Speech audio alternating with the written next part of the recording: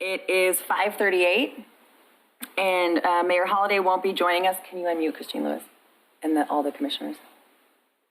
I'm going to go ahead and unmute all of the review committee. Christine Lewis is our co-chair. She'll be running the meeting for us this evening. Thank you so much, Christine. I appreciate you. Once we get all of you unmuted, we're going to pull up our agenda here. We'll run through it on our screen, and then Christine's going to talk us through it. I'll make sure we've got some votes and answer any questions you have. While we're getting unmuted, I'll identify the staff for you guys that are running this meeting. I'm Lori Bell. I'm the Economic Development Coordinator for the City of Oregon City. My colleague Matthew Reintraub is our Tourism Coordinator and our Zoom expert getting us through today. Our Interim Deputy Director of Finance is Ryan Bradyhoff. He'll be walking us through all of our funding and answering your questions there. All of our committee members will have an opportunity to speak as well. And if we're all unmuted, I'm going to ask Matthew to pull up the agenda. And then, Christine, I will hand it over to you to get us started, and I'm here to keep us moving all along the way. Wonderful. Thank you. Thank you all for attending the Metro Enhancement Grant Oregon City program meeting of Thursday, June 25th, 2020. I am at home, so I don't have a gavel, but I'm gaveling us in with my pen and calling us to order for our meeting, just affirming that we have a quorum of this committee. Do we need to do a roll call, Lori? Yeah, I think that's a great idea. I'm happy to do that. Please. Corey Ellis. Here. Denise McGriff. Present. Mayor Dan Holliday. Rachel Smith, Lyle Smith. Here. Rocky Smith. I'm here. Frank O'Donnell. Here. William Gifford. Here. Christine Lewis is our chair. Here. And Lisa Novak. Here. Thank you. Wonderful. Thank you. So I think that completes our first order of business with calling the meeting to order. Our business tonight is one, to approve the minutes from the June 2019 meeting. Then we will have staff help us review the conflict of interest statement to declare any potential or actual conflicts that any of us have with any of the applications. Then we will move on to the meat and potatoes with the funding information, first getting the report. And then we will have requests for extension for last year's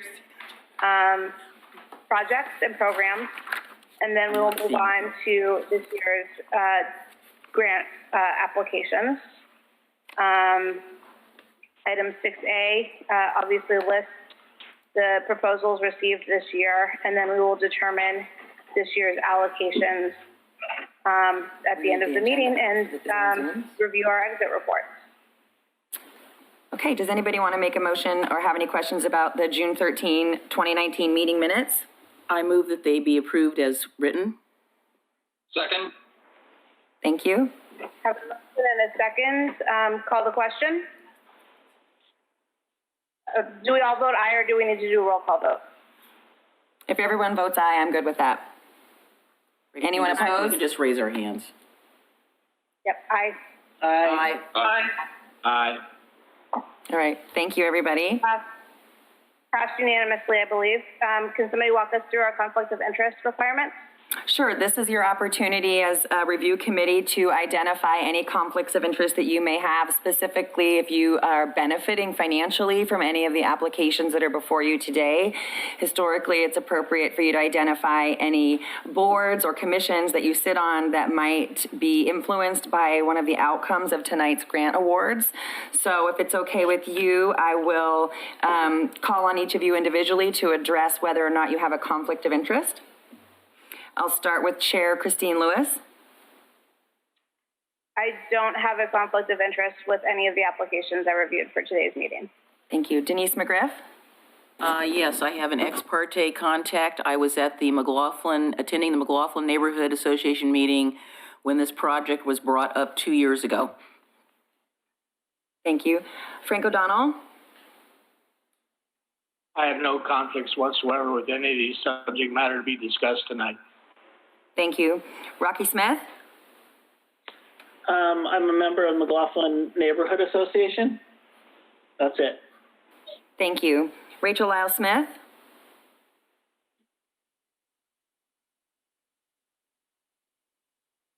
Rachel, do you have any conflicts of interest that you need to state for the record?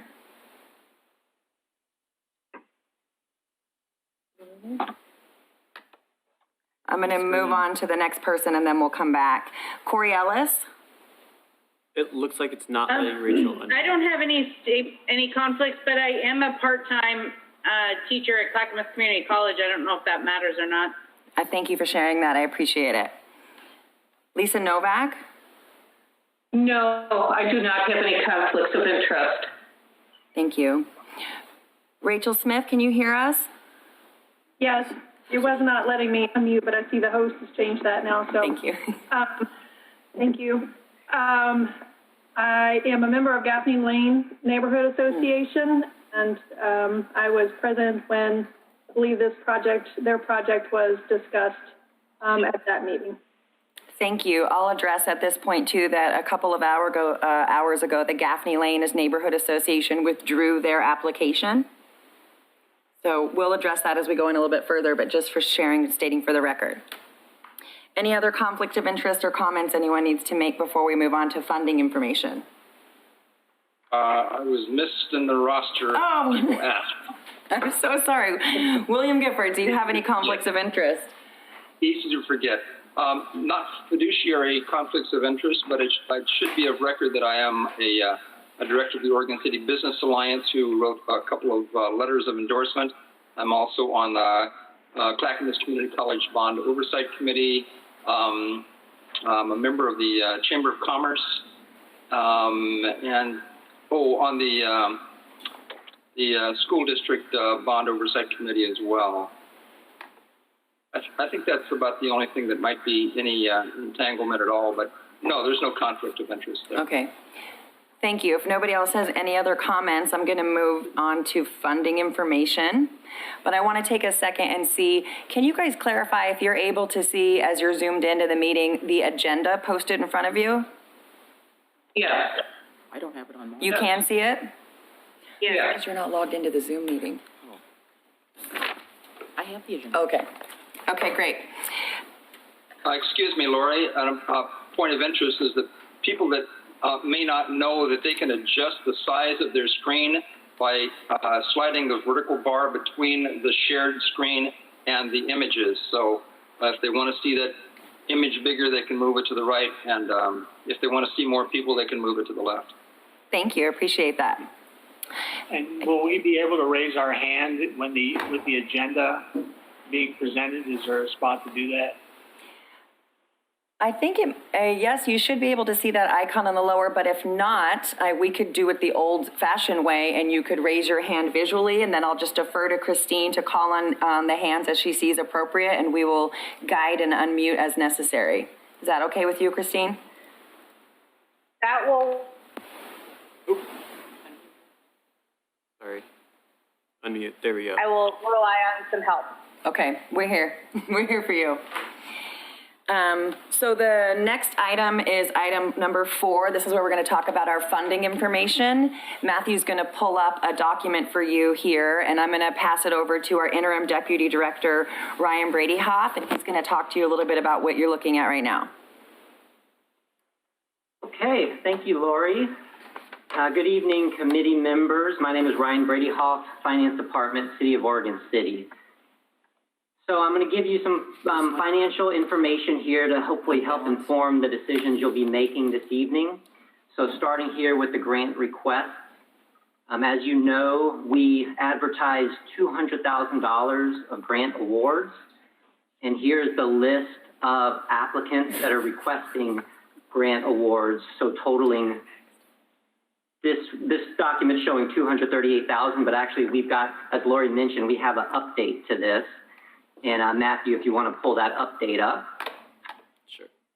As Lori was explaining, the Gaffney Lane Neighborhood Association withdrew their application right before the meeting. Give me 1 second to pull that up on the share screen. While he pulls that up, I'm going to back up for 1 second. I am so sorry that I missed a very important staff member that I did acknowledge, which is our Economic Development Manager, James Graham, is joining us on the call. Sorry.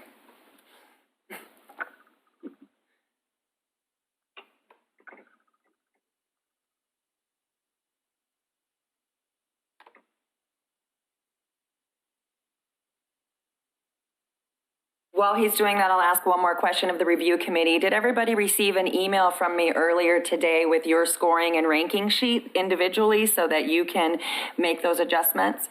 I'll make a point now just to clarify how this meeting runs, and what we're going to do is after we talk about funding, as Christine said, we'll talk about requests for extension, and then our 14 applicants will have an opportunity to make a presentation. At that time, we can take a recess, and any of the review committee can make adjustments to their score based on the information presented before them tonight or answers to questions that they may have. At that point, Ryan will recalculate the scoring and we will move on from there. Great, thank you. Can you guys now see the updated? There you go. Yeah, thanks. Thanks, Matthew. Okay, so like I was saying, we advertised $200,000 and we have applications of $234,000 shown here. So we'll probably refer back to this throughout the evening. And then Matthew, if you want to move to the next document.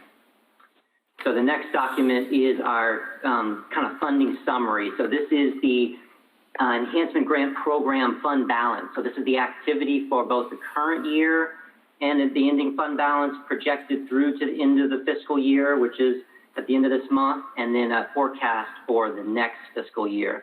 So here at the bottom, we have the forecast for the upcoming fiscal year. And so as you can see, we're forecasting an ending balance as of next fiscal year of $192,000 in this Enhancement Grant Program Fund. And that's based on a couple of assumptions, or a few assumptions. But one assumption is that tonight you'll be awarding $200,000. So obviously, you can decide to award less than that or more than that, and then that will impact this projected fund balance amount. But right now, assuming we award $200,000 tonight, and then also assuming that the requests for extension, the assumption here I'm making is that we do grant those. And so that consists of $234,000. And again, that will be at the discretion of the committee, whether or not to grant some of those extensions, all of those extensions, or none of those extensions. And up above the top part of the document, like I say, a lot of financial information here that you might find of interest or relevant, but up above we do see all of the different programs that are applying for an extension this evening. So in that far right column, we can see the extensions that are requested. So our next agenda item will talk about that, and so we may refer back to this document. Otherwise, are there any questions about the financial information I've presented here before I throw it back to Lori? I certainly do. Yes. So a number of questions. One is if any of the applicants who were previously awarded funding, if they were declined extensions, would that funding immediately become available to this group tonight to re-award? That's correct. Okay, and secondly, I note, and it's something of concern to me, and it leads me to be more conservative in the awards tonight. I noticed that some of the quarters that the revenue we generate are the declining proceeds. There seems to be a pattern of declining proceeds from what's customarily called the tipping fund or our Metro, that's the source of our Metro Enhancement Grant. My concern is a number of things. One is initially the decline in commercial operations, which is the number one generator of funds, was probably offset by an increase in homeowners doing cleanup when they were at home, but I think that's going to fall off. So I'm concerned about funding this fund in the future because of the increasing declining funds. I think we should be somewhat fiscally conservative and maintain reserves because we may face another resurgence of COVID, and we should reevaluate every project, not only for its value, even existing projects that were previously awarded, but maybe for the timeliness of the award. And I do applaud Gaffney Lane for they withdrew their application simply because of the time that they would not be able to implement that because that area would be under construction for probably 1.5 to 2 years. So I applaud them for that, and they are certainly welcome to reapply, I'm sure. So those are my thoughts, why I would be fiscally conservative tonight, and I leave those thoughts with the commission to digest as they will. Thank you. Thank you. Yeah, I'll respond to that too, and see if Christine or Ryan wants to add anything. But I've had several conversations with some of the staff at Metro, and there has certainly been a decline in commercial waste deposits to the Metro station and an increase in self-haul. But you're right, that is something to consider, so I appreciate you bringing that up. And I just want to see if Christine or Ryan want to add anything further. Yeah, I think that the work that we're doing at Metro is definitely to try and keep our operations as steady as possible, while understanding that the next year is going to be completely unpredictable and we can't model it off of anything we've seen before. It's a combination of the economics, which, we can look back at 2008 and some of our modeling there, and we weathered the storm fairly well. But there's also the socially distant and just change in practices that's definitely going to impact the fund for next year. Madam Chair, I have a question. Yes. Thanks to Commissioner O'Donnell's, or Member O'Donnell, or whatever hat he's wearing tonight, brilliant insights, and I agree with the fiscal conservative attitude. I do have a question about the shifting of tipping from commercial to residential. And although we've seen a lot of construction continuing to go on, mostly in the public sector, and they will continue dumping, for other things, it seems as though people are going to be consuming about the same. And if they aren't going to be doing it from a commercial perspective, will they be doing it from a residential? And does that work out? That is to say, are the tipping fees equal for both domestic and residential and commercial? There's two ways to get into Metro South, either as a residential self-haul or you're on commercial side. And that commercial side is the commercial haulers that are doing multitudinous layers of hauling, and they pay a different fee than the residential. So what is the residential fee? I will turn it over for somebody on staff to give us those fee rates. I am not familiar with what the fee is. I can tell you on our end, we receive $1 per ton, but that is something I could look into and report back to you after this meeting if that's helpful. Commissioner O'Donnell? Yeah, if I didn't already say it, if you look at Ryan's report, you see declines of anywhere from 25 to 40% in our current situation. And also, I do not think it impacts this next calendar year because I don't think Metro has made enough progress. But at some future point, the intent is to find a larger facility more capable and possibly, and for those of us that have toured this facility, we were told that it might be reassigned to perhaps a more special, processing of food waste or something like that. So that's probably a more long-term consideration. I doubt that impacts our discussion tonight, but that's my leaning towards reserves, is to perpetuate this program, have money available for the most timely and effective project at the time the request is made. Thank you. Yep, you're right, Commissioner O'Donnell. We've outgrown the site, and some of the uses will need to move. We can't continue to do everything here. Right. Are there any other comments or questions? So with that, are there any other comments or questions on the funding summary or the grant requests that are going to be presented for you this evening? I have one. Denise? Chair Lewis, is it okay if I ask a question? please.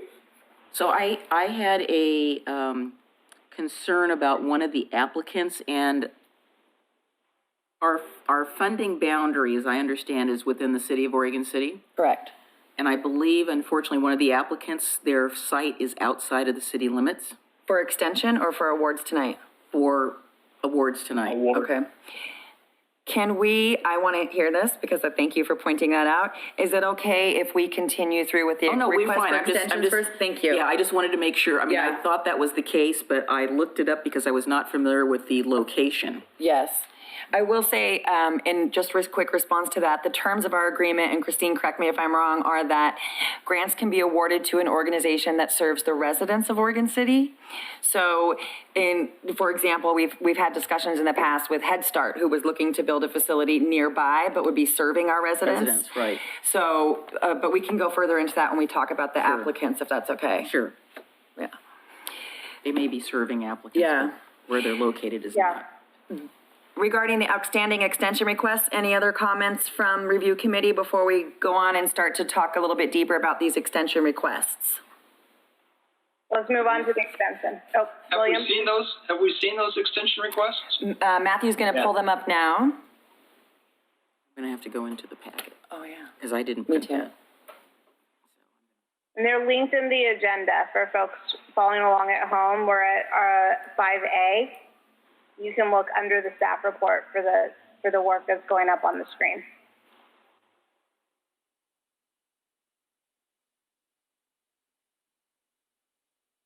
So as we open it up, you'll see the first request for extension is from the Lauderette Park Core Team.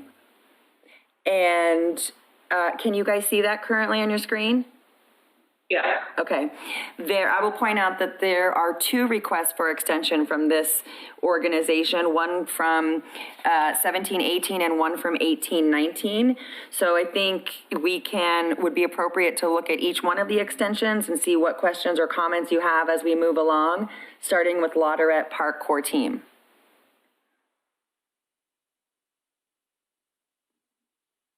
Does anybody have any concerns or questions? Nope. Yes, I do. Sorry, I was trying to find the mute button. Correct me if I'm wrong, but it seems to me as at the last City Budget Committee meeting, this project received a large piece of the budget. Is that correct? I was not at that budget meeting. Perhaps, I don't know if James Graham has any additional information about that or any commissioners that are on the call. Yeah. Yes, that's correct. $400,000. $400,000 right out of the general fund, and now of course they need more. It's a big project, but it seems to me prioritizing things. So I don't exactly understand what their request is. They didn't finish what they agreed to do.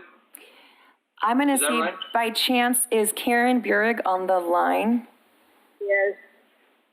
Yeah, if it's okay with the review committee, is it all right if I let Karen respond to that? She's the lead on this project.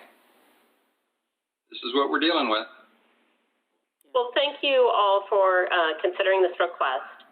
So basically, this is a request for extension from the grants that we had previously asked for. So we're not asking for new money. This is previously, and that was in 1819 and 1920. And I wanted to highlight that basically, this is all a part of a package that will fund the Lauderette Park improvements. And we've been working on this for the past 5 years. I also wanted to call out that the matching activities, the volunteer activities and all of the match for the money that was requested in the 1819 has been completed. So the community has gone out and done what they had said they would do. Really, the challenges here has to do with the level of work that the Parks Department has. They've run into a couple of challenges because the Parks Department director left and they needed to kind of reorganize, and prioritize what they move forward first. So they weren't able to move this project forward as fast as they thought they could have. So that's why they weren't able to expend the money. But I also wanted to call attention that currently, right now, this project is out to bid. This project is out to bid, and they expect to be able to award a contractor in July. And so they anticipate and when they were doing the design, so for the past year, they have been working on putting together the construction documents with the expectation, we've been putting together funding, some of it from community enhancement that we were able to help obtain for them, as well as the city fund. And so, and they anticipate being able to award and then have it constructed and the park be constructed by the end of the year. So if this money was not extended, it basically means less improvements at the park. They will have to cut items from the design. I think another thing that maybe some of you may not be familiar with, but through this whole process, a key element is to be able to make the park accessible to all. And that piece really caused the park cost to really go up. We needed to put in an ADA ramp to the upper portion of the park. And that in and of itself accelerated the cost from when we first started talking about it. So I think with that, I can ask other questions, but really it's more about the Parks Department being able to do this park in a timely way, but we're all ready to go now. So Karen, when you say it's out to bid for potentially starting this July, both phase 1 and phase 2 work will be done this year? Correct. Yes, everything. Council or committee members, any other questions for Karen? Mr. O'Donnell? I do feel that many of the delays here were on the city. I am surprised that the ADA thing was not a component of the city expenditure itself, and I would question that, but I do recall the many delays and why, so I'm not going to delve into this in depth. Thank you. I don't know if you can see Denise, but. Yes, I want to echo that. The ADA component of this project has been there from the beginning. It was not excluded. Again, as Karen said, because of the terrain of the park, one of the key components of the Laterette programming that was put in place by the community and through the community meetings was to put in an ADA accessible facility so that people of all types could access the park. And again, this is through no fault of anyone's. Things have happened that were beyond the control, and since this is a city, neighborhood association, special group, the Laterette Army is part of the McLaughlin Neighborhood Association. This is a really amazing collaboration on this particular project, and I want to support us moving forward with the extension so this project can get done. Well, if that's a motion, I would second it. I'll make it a motion. Then I would second. A second for full extension of both grants. I'm just going to call the question. All in favor, please say aye. Aye. Aye. Aye. It did look like Commissioner Lyle Smith had her hand raised. Oh, shoot. Commissioner Lyle Smith, sorry. I did, and then I decided my question wasn't all that important. I was wondering if it was going to be completed in this fiscal year or in the calendar year. She said calendar. Karen? Calendar. What Denise from the Parks Department said is that they anticipated the construction to be completed by December. So again, we'll have a better idea once the contractor is on board, but they do have the bid out and they're going to select they'll award a contractor in July, and that'll go to City Council to, I think, approve. And then you'll be able to see that schedule, but they only anticipate it taking until December. Great, thank you. Did I hear any abstentions? I didn't call for any no's. Any no's? Great. Any abstain? Nope, okay, unanimous support for that one. Let's move on. I guess the next one is the Malala decorative banner. I did forward, I'll take a second if it's all right, just about an hour before this, you got some additional documents about this. And I believe that John Lewis, our Public Works Director, may be on the call to answer any questions you have about this request.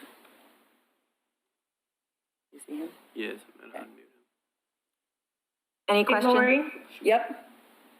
this is Rachel Smith. Can I just state the stuff that you sent out at like 4 o'clock or 4:30 today? I have not had a chance to see, so can you, I guess I'm just saying, don't assume that we've all seen Sure. everything you sent out. It was sent out late. And, Sure, thank you, I appreciate that, yes. So I received a letter from the Gaffney Lane, well, a community member opposing the extension, and then I shared that with the applicant, who is Public Works, and then they provided a response, including their several letters of support for the for their project.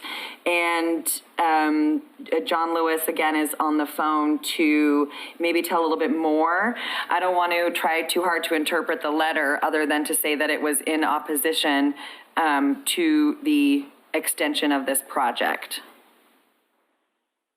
Okay. Can we go to Commissioner O'Donnell's question or point before maybe John Lewis can give a summary of where we are with this? Yeah, it's in keeping with Gaffney Lane's withdrawal of their request because of timing, that there's no sense wrapping those boxes if they're going to be damaged in the course of construction.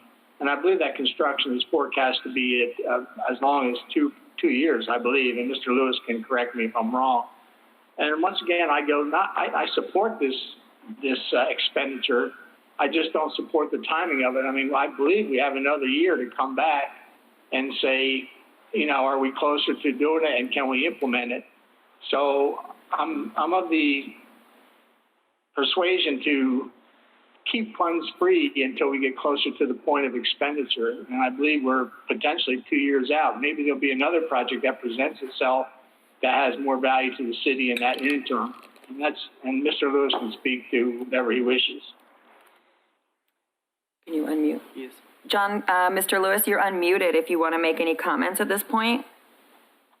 Sure. Thank you for the opportunity here. I guess I'll just say, you know, the artist who's working on this project has now got a contract to do it. As far as I know, he's acquired materials.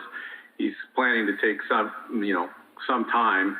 It doesn't happen overnight. I know he's working on another city's similar project. So he's, moving forward as far as we know. We haven't really checked in with him lately.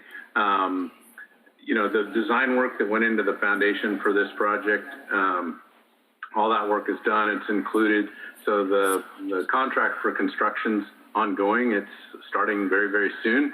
And yes, I would say that the day at which we actually want to install this, it may be out there, but we're still going to have to pay the contractor and the artist for their role in the project. And for us, it's an active project. If there's no certainty about getting an award in the future, that's kind of problematic for us. It feels very much like something that is a reasonable request in terms of timeline. We, based on our design phase timeline, had to incorporate all the design work in the bid documents for the construction project, because it's not just this is a structural facility that obviously needs quite a foundation, and so that's kind of what we're doing as part of our match. And so yeah, it's ongoing project. We think the timing is right. We originally intended to put this facility up as early as we could, so that we could also include project informational signage that would say a little bit more about the kinds of delays that were out there. Is that a deal killer? No, it's not. But we'd like some certainty that these funds will be held for our project, because we're committed to the project. Great, thank you. Commissioner Smith has a question. Go to him. All right, some of my questions were answered. John, could you remind me what intersection or where exactly that's going to be installed, when it's installed? Oh, yes. So it's near the intersection of Chardez. I think it falls right between Chardez and Lazy Creek Lane. there's a stretch of road there where we don't have signals and we don't have a pedestrian crosswalk, and it kind of, it's trying to fit in between those so that we're not, creating distraction where we shouldn't have distraction. Okay. Is that in between, I don't have a map with me, so is that in between, like the post office and OC Point or somewhere out there? Right, that's correct. I think so. Okay, so I guess the only concern was whether or not it was going to be constructed on site. It sounds like it's going to be constructed off-site and installed installed after that. So I guess the only concern is that, if it was installed prior to construction, that the construction doesn't have any impact on, negatively damaging it in some way or something, which I think was the concern with the wraps. But if it's something that needs to be installed before construction as a way of a message board and then is protected in some way, that I guess that would be fine. Yeah, that's definitely a concern. You're right. Good point.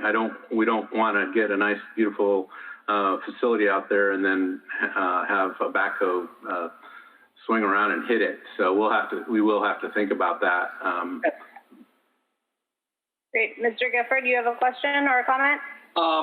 It seems to me, we've already approved this. It seems to me is the fact that to let it continue, I have no issues with that. But I am curious if someone wrote a letter objecting to this extension. I'd be curious as to what that rationale was. I shared the letter in your email, and I apologize, I don't have that in front of me right at the moment. It came in very last minute, so I just forwarded it, but yeah, that's all I have. I apologize for not. Just forwarded it when? Just now or earlier? No, I sent an email to the review committee about an hour before this meeting. Kind of late, yeah. Do you remember the essence of the letter at all? John have it? No, maybe John could address that. He might be more familiar with the community members' comments. Yeah, I mean, it seemed like there was a lot of issues that I don't necessarily think were related to the banner poles, and there was some thoughts about just. There was some concerns about our open house associated with it, but it wasn't all related to the banner poles. Some of it had to do with the fact that the letter came from the neighborhood, so the Gaffney Lane neighborhood, and they didn't provide a letter of support on this project. And so there's been a kind of a long-standing concern about this project. And at the time, we heard that pretty loud and clear. We kind of reached out to groups who might think more highly of that kind of a facility because it has the potential to be a community message board, if you will, that would reach more than just the neighborhood. So we heard from just about every other source that we kind of had the chance to reach out to that they were supportive of it. So we had a situation where we had a member of the neighborhood, and so that's the gist of the email. There's other things included in there that I was really trying to sidestep because I think they're different, but if you want me to read it, I can read it to you. I have it in front of myself now. That was sent after 4 this afternoon, and I'm just reading it. It seems to me as though that particular amenity to this project is right smack in the middle of that neighborhood association, and they seem to be pretty vehement against getting that done. But I think a lot of it was the process by which it was done. Agreed with Wayne. The process was pursuing a long-standing idea, but yeah, I don't know. To me, it seemed like we went through the grant process. We didn't have support from, at that time, it was the representatives representing the neighborhood. I'm not sure when or how the neighborhood actually voted on that or where that came from, but I know the immediate reaction to that when we talked to the neighborhood about providing a letter of support was that the feeling is that banners and cross-street banners look tacky. So we figured, well, this one's a little unique. We're hoping to make it an art addition to the project. We thought we could deal with the potential of tacky, whatever tacky might mean. Again, we think it's a great community amenity. It's going to give a lot of community organizations the opportunity to, advertise their event. Excuse me, John. I think I understand your position on that, but I do think it would be decent to read this penultimate sentence on here that says, "It is unfortunate that a city department would ignore the wishes of the neighborhood that this affects, and even more upsetting that they can go behind our backs and apply for a grant that impacts us." That's pretty harsh. That's pretty strong. I'm reading the letter myself, and it's pretty strong opinion here. I concur with you, William. Commissioner Smith, you've got your hand up. Yes. So the topic of cross banners came up to the City Commission because we had to edit the code that allows cross banners and the streets that they're on.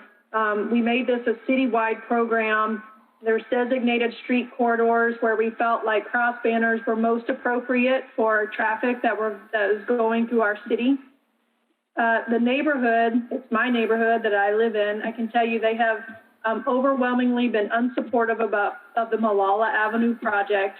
When this grant application came in, they were really in the, I'll say, argument of sorts with Public Works over the entire project.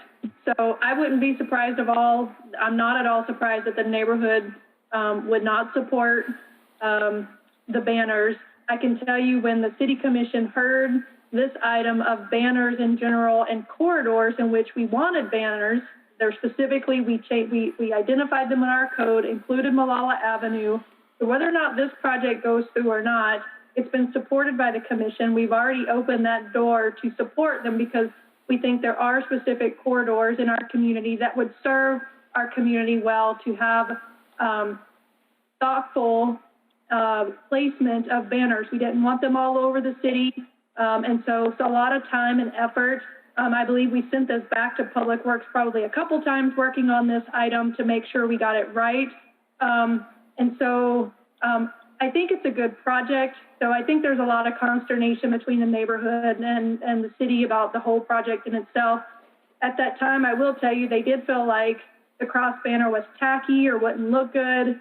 But overwhelmingly, the City Commission received so much more support from other businesses who want to use banners, like our Oregon City Farmers Market and a couple of other businesses that advertise, that there was definitely more support for the banners than this one neighborhood. And it's my own neighborhood, but I still feel like it's a good project. And I like that we're trying to make it a decorative art piece. There's effort going into making it look nice and not tacky. If we were just sticking up a plain pole and putting a banner out there, I probably wouldn't be that fond of it either. So I'm really hoping that this artwork and this design leads to a product that our whole community is proud of and feel like it adds, like these banners add a way of communicating to things that are going on in our community that's important.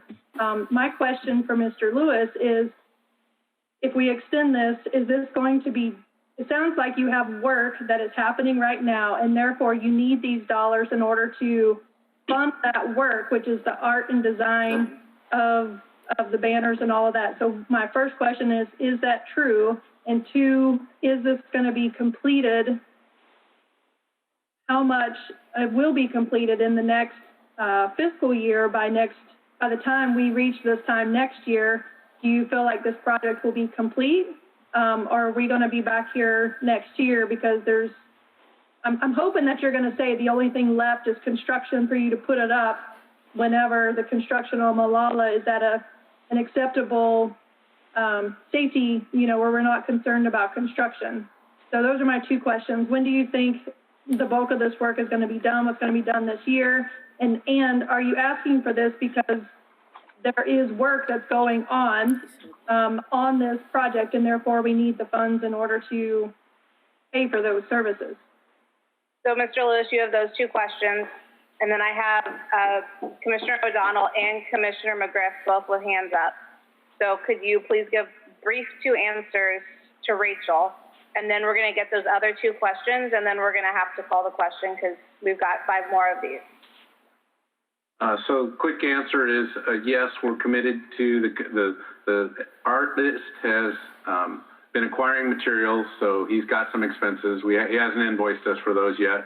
And knowing this artist, he may not invoice us, but the intent is to get that done this year. This question about when to put it up is still kind of hanging out there. And his part of his contract includes helping put that up. So I fully expect the artwork, if you will, the banner support system that the artist is contracted to build, which is what this grant money is for, will be complete this year. So we still may not put it up, though, just because of the concerns that Commissioner Smith raised.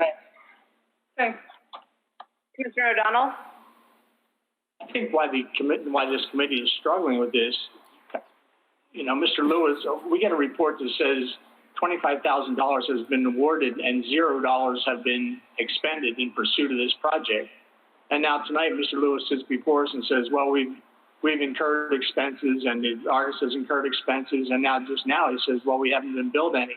So I guess I'm going to challenge Mr. Lewis. I'd like to see that contract in the future, and I want to see where it stands. Now, my position tonight is pretty simple. I mean, I sympathize with the neighborhood association. I also think I kind of support Mr. Gifford and Ms. Novak. I question whether, if no expenditures have been made and no billings have been made, how much effort has actually gone into this? How much materials have ever been expended by the artist?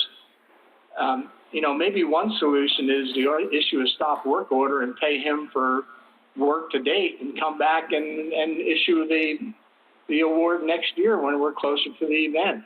And again, I'm not sure, only Mr. Lewis can tell me what he thinks the timetable is for completion of the project and what he needs for lead time to complete this aspect of the project.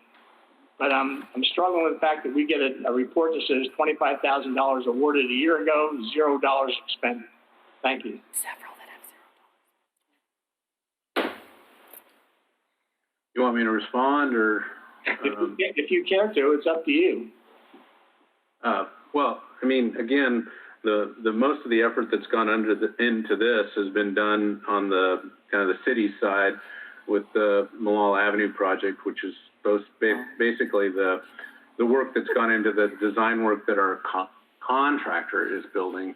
And like I said, the artist and our contract, we can definitely share that if that's of interest to the commission or this committee. We're happy to share that. There's no secrets there. And as far as the timeline goes, we fully intend to see him build this thing within this year. But and if it's the decision to pull this project, our only challenge with that is that while we paid for the design work and we've got that in the bid, we would really question whether or not we should actually build those foundations. That would be something that we'd have to get some direction from the commission on. And if we do build it, then how do we preserve that and make sure it's not a tripping hazard, those kind of things, where the foundation, would be sitting in the sidewalk. So, it's just kind of messy. We've been moving forward under the impression that this was a project that was fully supported, at least by the folks who provided the letters and this committee. And, our thought was we could deal with the concern that the facility would be tacky or not look good through the design work and the work with the artist. So, Commissioner McGriff? Yes, I think I want to try to separate the wheat from the chaff here. So we've got two issues going on. We've got an organization that does not support the Malala Avenue Streetscape project. And that is different from this banner request. And I want to make sure that everybody takes those two and puts them in their separate corners. So the cross banners, again, to confer with what Commissioner Lyle Smith said, was supported by the commission. We want to see this project move forward. I'm not trying to throw our weight around in this, but what I would strongly suggest is that we go ahead and move forward with this project. Mr. Lewis, you need to get a bill from the artist and get some of the money expended. Toot sweet is what I want to suggest. And then we can get a timetable from you later about how the project is going. What I'm concerned about is if we pull this project, we've got this in the plans, our construction plans, you're talking about a construction change. Those change orders cost a lot of money. I don't want to see this change. The project's already a little bit over the budget that we had anticipated for it. So I would like to support moving this forward. The Malala Avenue Streetscape project, as I stated, really is a separate project. And I know that this is within that, but the two things are being commingled so that they're all being painted with the same brush. I agree with the other comment that, you know, we've had banners on Malala Avenue and they're always just a little bit different. Some of them are well done, some of them haven't been so well done, but I think it behooves us to continue to promote the farmers market. The fire department has the annual event up at in the Hilltop that they do every year that they put banners up with. We've had the antique fair have banners up. So I think this will be a community benefit, and it is, I think, a project that will enhance the Malala Streetscape project. And again, not everybody is going to be 100% in support of that project, but that project is underway. And again, my heart goes out to the Gaffney Lane Neighborhood Association, but I think that the city, in my opinion, has done everything that it could to try to make this project the best project we could get. So I would support moving forward with the Malala Avenue decorative banner. And again, as I'm recommending to Mr. Lewis, don't let Mr. Dye wait until the end of the project to bill. Get billings now. And I want to make that as a motion unless somebody else has a question. So I've got a motion, and did I hear a second? Was that you, Frank? I'll second it. I'll second it. Rocky? Okay, Commissioner Smith seconded. Dr. Smith. We've had plenty of discussion, but informal discussion. Okay, we're gonna call the vote. Ayes? Aye. Aye. Aye. Aye. Those opposed? No. One. One no. Did anybody abstain? Abstain? Only because of the timing, not because of the project itself. Okay. Thank you. Thank you. That was a hard discussion. I know some of us didn't get the chance to read the packet that was sent out like 2 hours ago, so thank you. Let's move on to the next one, the Clackamas Arts Alliance. So I'm going to take a second here and just acknowledge that people who submit a letter for extension are not required to attend this meeting, and historically we haven't had really gone much back and forth. So I'm not sure if there is anybody from Clackamas County Arts Alliance on the phone right now. They're requesting an extension. They have spent some, no, I don't think they have spent any of their money either. This, if you want, I can tell you a little bit to refresh your mind about what this project was. Or if you just want to take a second to read that letter and make a decision, I support that as well. I'd appreciate some background because the letter really doesn't say what they were requesting the extension for. Clackamas County Arts Alliance received $16,800 last year for a program called Youth Theater for Change. This is a program where they work with at-risk youth, particularly with Clackamas County Juvenile Department. So youth are assigned to a program that helps them develop life skills and confidence. They were unable to get enough kids to execute this project as quickly as they wanted to. We spoke a couple of times, myself and the director, and as soon as COVID started, they really had access getting contact with youth, and so have requested an extension so that they can, partner with Parrot Creek, which is a residential facility for youth, so they can partner with them and continue this project into next year. That's my understanding based on conversations with Clackamas County Arts Alliance.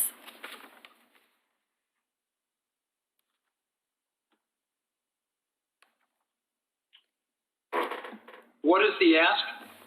They're asking for a one-year extension of their funds that were awarded last year. You said they spent some money? No, I misspoke. I'm sorry. They haven't yet spent. I would refer to this Commissioner summary. O'Donnell? My concern with this is in the course of an entire year, nothing has been accomplished. No expenditures made, no program pursued. I don't disavow the program. Once again, it's like if you have funds and you have a program that calls for you to do something in those funds within 1 year, why do nothing? And I know we're going to see a lot of these other applicants say COVID this and COVID that.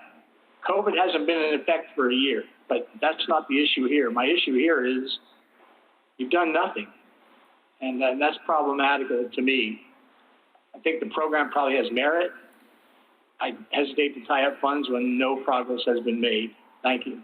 I do know that their executive director retired. I'm sorry. I'm just going to share this for your consideration. And so they were without a director. Not disputing anything. I just wanted to share that for the record. Commissioner Smith? Just to clarify, as far as I know, unless something has changed, none of these groups get the money. We hold the money, and they submit receipts, and we reimburse that, correct? That's one way for them to get the funds, yes. There is an option. Sometimes people will request 25% of their funds up front, or they request that we pay a vendor or contractor directly through the funds, and the grant allows us to disperse funds that way as well. Okay. I just wanted it clear that we don't, give them the $16,000 and they Correct. haven't just been sitting on it for a year. Correct.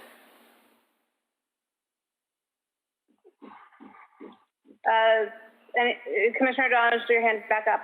Yeah, simply, I understand what Commissioner Smith's saying, and I understand we don't send out the funds, but if funds are going unused for lengthy periods of time, can we anticipate that going on? And should we reserve those funds in case a project does come to fruition that we need to fund in the interim? But I'm pretty neutral on it. It's just an observation.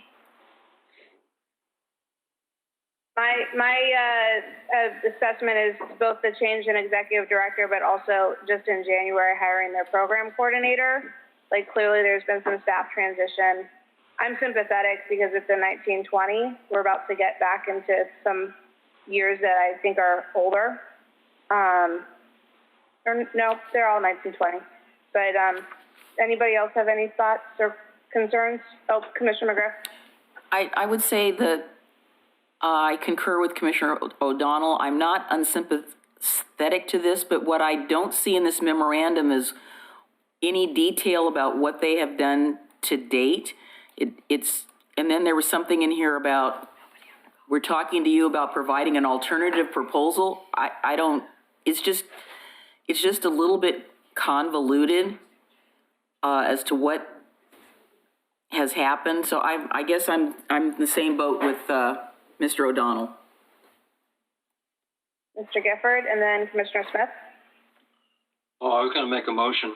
I was going to concur with Commissioner O'Donnell and say I would move to deny this extension, but I can postpone that motion if Rachel would like to say something first. It's the other Smith. I'll second it just so you can continue discussion. I guess my question would be, the original proposal did not involve Parrot Creek, and the new one, the extension does, correct? That's correct. So they did groundwork in trying, this was a situation where they're dealing with staff changes. They were dealing with a program that couldn't happen because of the COVID restrictions and because of the lack of participation. They've made the effort and groundwork to partner with another organization in order to complete the project. And it looks to me like their hope is at some point in this year, with the COVID restrictions lightening up, if they do, that it might be a project they can do. So I don't have a problem with this. We have a motion that's seconded. So I did. Sorry. I seconded. I guess I would like to see if we do extend this, I would like to put a caveat on it that they need to provide more detail about what they have done and what they plan to do and how they're going to get this done, because clearly this email is insufficient in my opinion. Can I clarify? Commissioner O'Donnell? Oh, yes, somebody, yep. I was just gonna say, was that a motion to deny? Was that a second to deny this request? I seconded Commissioner Mr. Gifford's motion so that it could be discussed on the floor. Okay, thank you. And now I've got Commissioner O'Donnell up. Simply because we're seeing a number of these requests for extensions where they have actually modified the program from the original award. We're going to see another one after this. And it's like this committee makes an award on the basis of a presentation.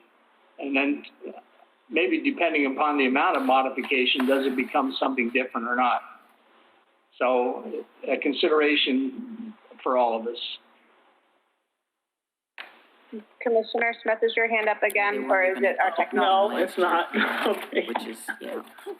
Technology failed. So I'm going to ask for a vote on the motion, which was a motion to deny the request.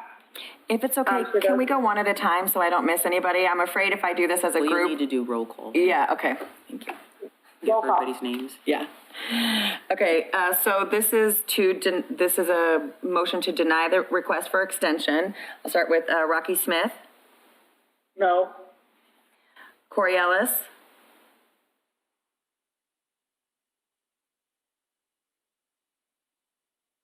Muted. I'll come back. Lisa Novak, There, she's not. She's unmuted. I've been on mute, so I haven't been able to say anything, and it wouldn't let me unmute, so I'm good. so your vote is no to not extend? No, mine's to extend it. So to be clear, a no vote extends it. Right. Okay, so Sorry. no, I want So your vote's yes. I'd rather extend it. Okay. Abstain. Oh my goodness. Okay, Lisa. No, a no vote would be to deny. Yes. Did you abstain? No, I said aye. Thank you. Christine Lewis. No. Denise McGriff. Yes. O'Donnell. Frank O'Donnell. Aye. Yes or aye? William Gifford. Yes, too many F's in this.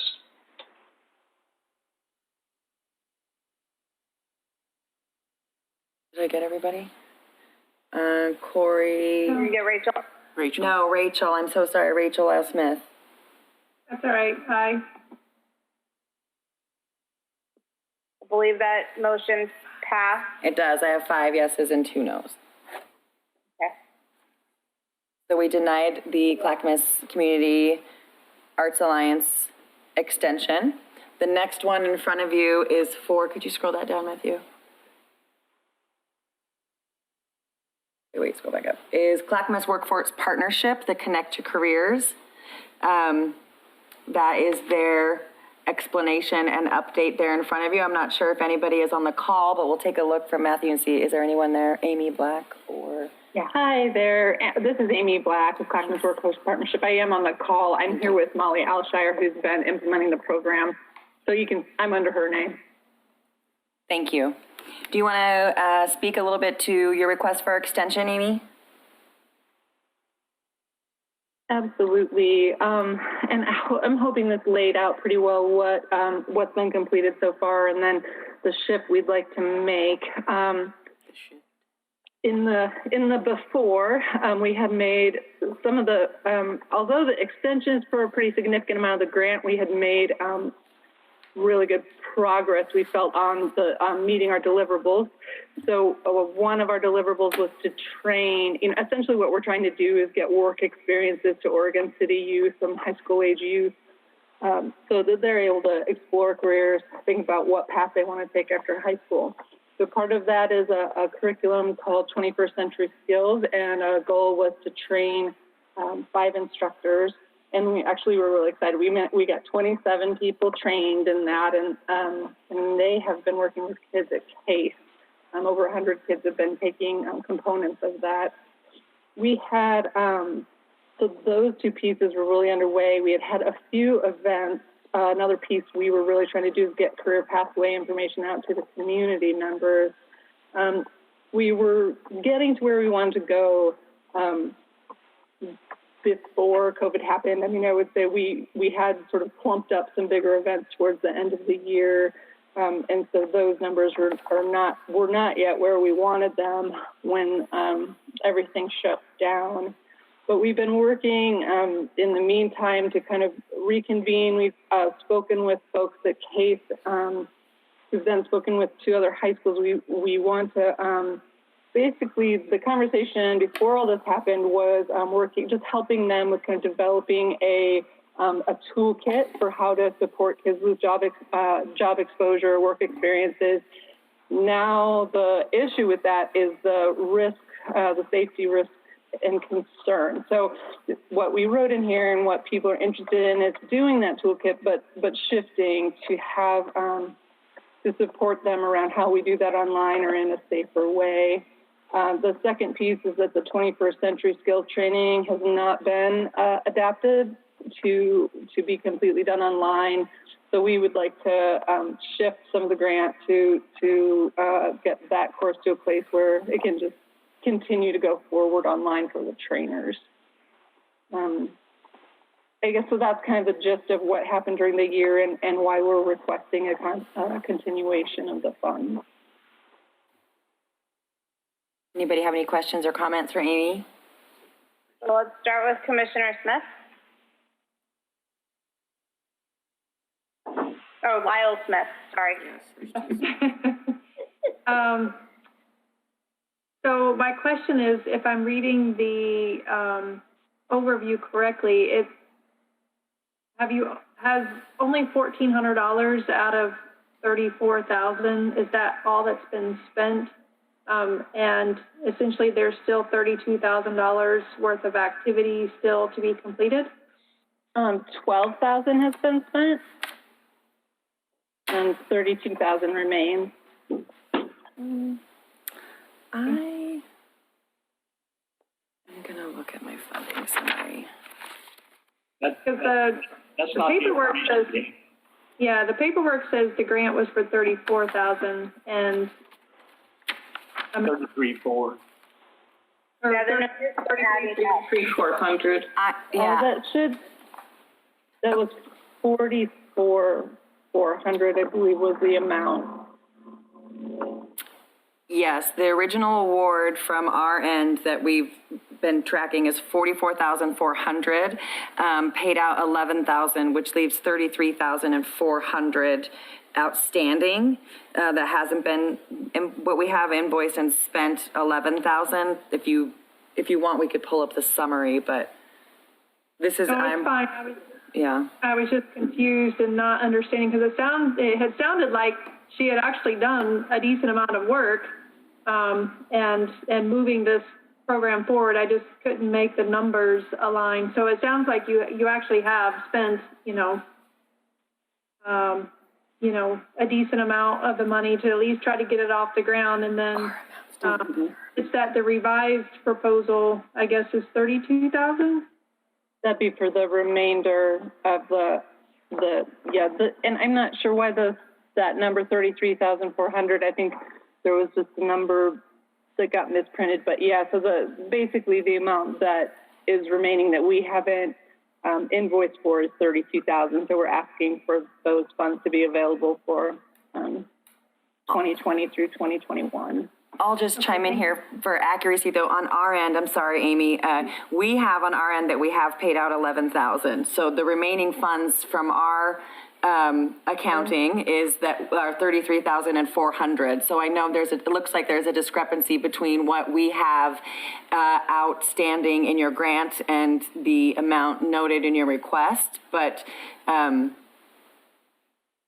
Okay, I'm sorry about that, and I think what that is you paid out $11,000, but I had anticipated that we would be invoicing more by the end of June. Correct. So apologies Thank you for that. And that's a good point. You do have until the end of June. These funds are still available. Correct. Thank you. Commissioner O'Donnell? Yeah, I do want to say, I think some of the confusion is because we have our report seems to indicate that they have only spent, that the award was $33,400, of which $32,000 remains. So we were somewhat put off by that. And I respect the fact they've made some substantial progress. I understand that their name is Clackamas Workforce Partnership. I see two other applicants that will be coming before us tonight. And one of them is the Internship Enhancement Project. That's through Clackamas. Are you one and the same organization? No, we're not. I believe we didn't submit a proposal for this year. We wanted to focus on the extension of this project. I believe the internship project was from Clackamas Community College. That's correct. In their career center. Yeah, and I guess what I see is I see this, your application for renewal, and I see the Clackamas Community application for Internship Enhancement Project, and I see something from the Oregon City Chamber of Commerce, which are like business enhancement services. Mm-hmm. And it feels to me like if we could coordinate that, those three entities work together and offer the training through the community college. I know how valuable the community college can be, but we've got different entities that are different pieces of the puzzle, and I wish we could do something, some coordinated effort that would serve us all well.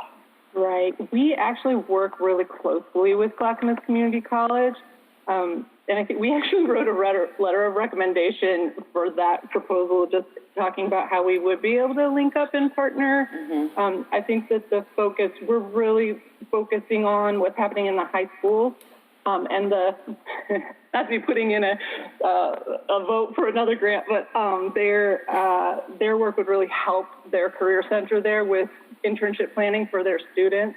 And I think us partnering together, I absolutely am on the same page with you that I wouldn't want there to be any duplication. And I think we already know them and work with them. Like a couple of their staff have worked with us to provide interviewing type workshops for some of our folks. So I think that that we could do a good job of partnering and creating pathways from high school through college with them without there being much duplication. And again, I'm not being critical, but we see these programs come back before us with a program change, which to me is somewhat different than we initially approved, but I'm not going to belabor that point. Okay. Does somebody have a motion for this? Oh, nope, we got Commissioner Lyle Smith. I was going to make a motion to approve this extension request. Second. Fantastic. Any discussion now that there's a motion on the table?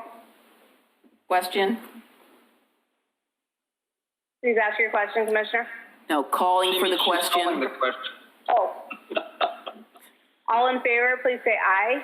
Aye. Aye. Any opposed? Any abstentions? Fantastic. We will move on. First, I would like to do a quick housekeeping. There is somebody who has joined this meeting by phone. Your last four digits are 5321. And I think if you could take yourself off mute and identify yourself, then we might know who you are and call on you if your project comes up. Hello, can you hear me? You can, yes. Who are you? Hi, this is Jackie Hammond-Williams with the Oregon City Farmers Market.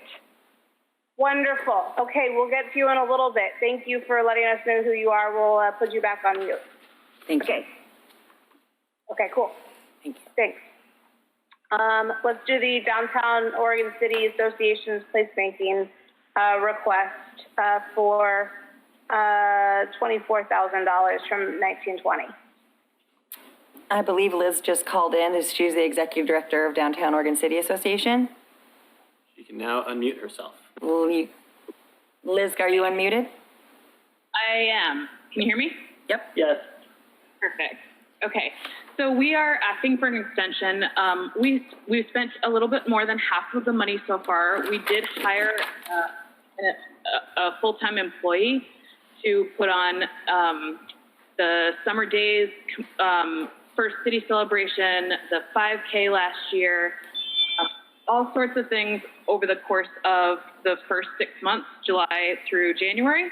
And then she actually found another position, so we hired an event planner to do the rest of the projects for this year, including a couple of wine walks and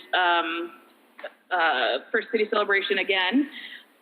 But unfortunately, we are not allowed to put on any events this year. So we're asking to extend the money so that we can use it in the future for events that we have to, we're trying to figure out how to use it for the events and make it safe for everybody. So we're kind of in a figuring it out process right now. And there's potential to use it for some money or some events in the future. So that's my, I'm hoping to use it a little bit this year too. Great, thank you. First question from Commissioner Lyle-Smith. Thank you. Lori or Liz, you might can answer this. So can you tell us what was the original grant amount? And because now I'm not sure if the $24,000 that's on the paper is what the extension is or what's left, or can you explain? Sure. The original grant award was for $46,000, and they have we've paid $22,000 of that grant so far, so $24,000 remains. And so my second question is probably more for Liz. Do you think you will be able to spend the $424,000 by the end of this next grant fiscal year, which would be through the end of next June? That's definitely the goal, and I think we'll get there. We're looking at some other kind of opportunities that we might be able to spend that money on to support some placemaking downtown besides events, but just to bring beautification projects and things like that that kind of fit the goal of the original placemaking grant, but it's just using it in a different way. But I think that if we can work that out, that we won't have any problem spending that money this year. So I like the work that's been done to date. I will just say my challenge is it's hard for me to grant an extension with no proposal on what the actual work is. And I don't think this committee has a chance to go back and review what the plan is and how the money's going to be spent. It's kind of like extending a blind extension. And normally in contracting world, you would never do that. So we're being asked to spend money when there is no plan, no real plan in place for how it's going to be spent. And that makes me hesitate a little bit. And I know the work is good, and I know you guys have done a great job. I'm just voicing. And I don't know if there's a way to circle back on this item once a plan could be put together. But I don't know that we've ever done that before, but so I'll leave it at that. Madam Chair, you're muted. Yep. Christine, can I jump in right now? I have my hand up. Yes, please. Thank you. I'm just going to say for the record that I represent the City of Oregon City on the Downtown Oregon City Association Board. So I am intimately familiar in what this proposal extension is. I believe Ms. Hannum outlined very aptly the programs that they put on to date, and the organization did have it had 4 wine walks on their program, plus the First City Festival. And as you know, through no fault of their own, and I know Commissioner O'Donnell doesn't want things to be blamed on COVID, but it certainly put the kibosh on their placemaking activities, because what the board is in the process of doing right now is formulating a plan to do some events, but we are carefully working with the county and the state to make sure that the events meet the COVID guidelines. And since they are changing rapidly every day, it has been somewhat difficult to put a program out there that we get reviewed without it being changed, because, it gets looked at, and then the second thing we find out after we've submitted is never mind, we can't do that. So I really want to strongly support extending this, because, again, we are all on uncharted territory with this. And the extent that we can do some events, the organization would like to do that.